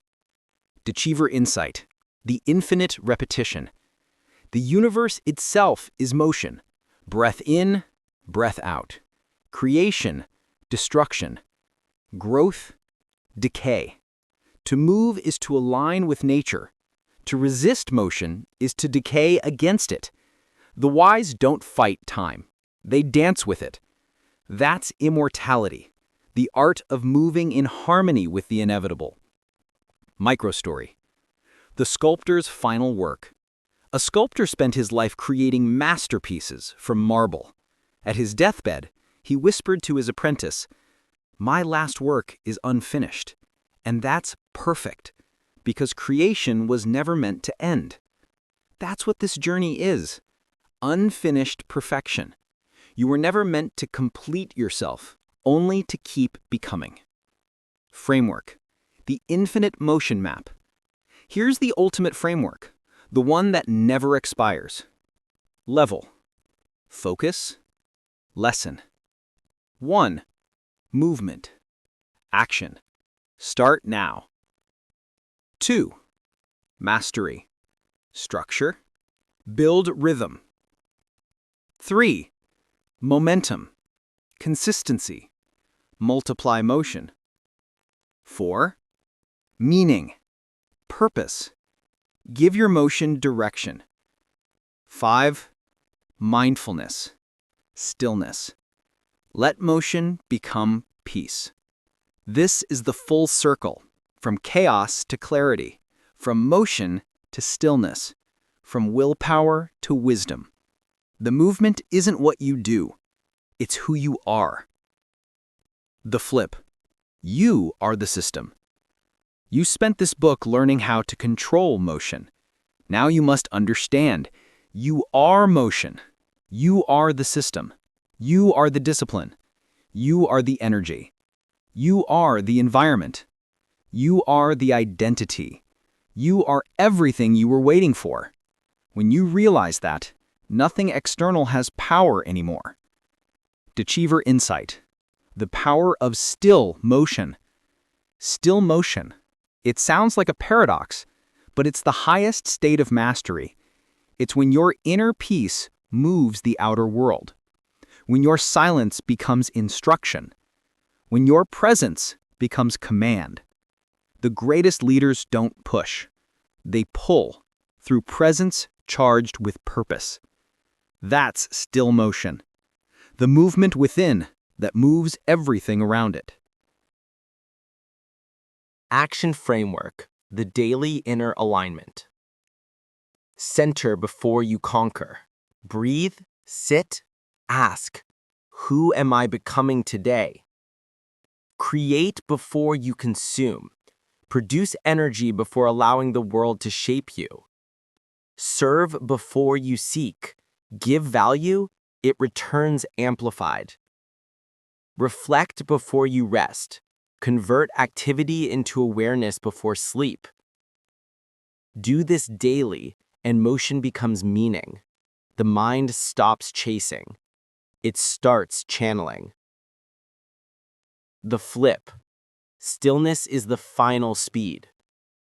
In stillness, there's no rush, no noise, no competition, and yet everything begins there.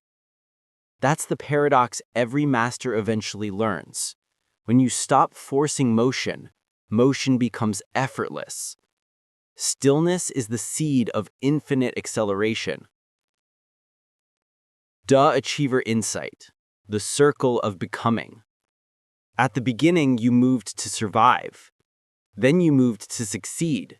Now you move to serve. That's the highest evolution, when movement stops being about achievement and starts being about alignment.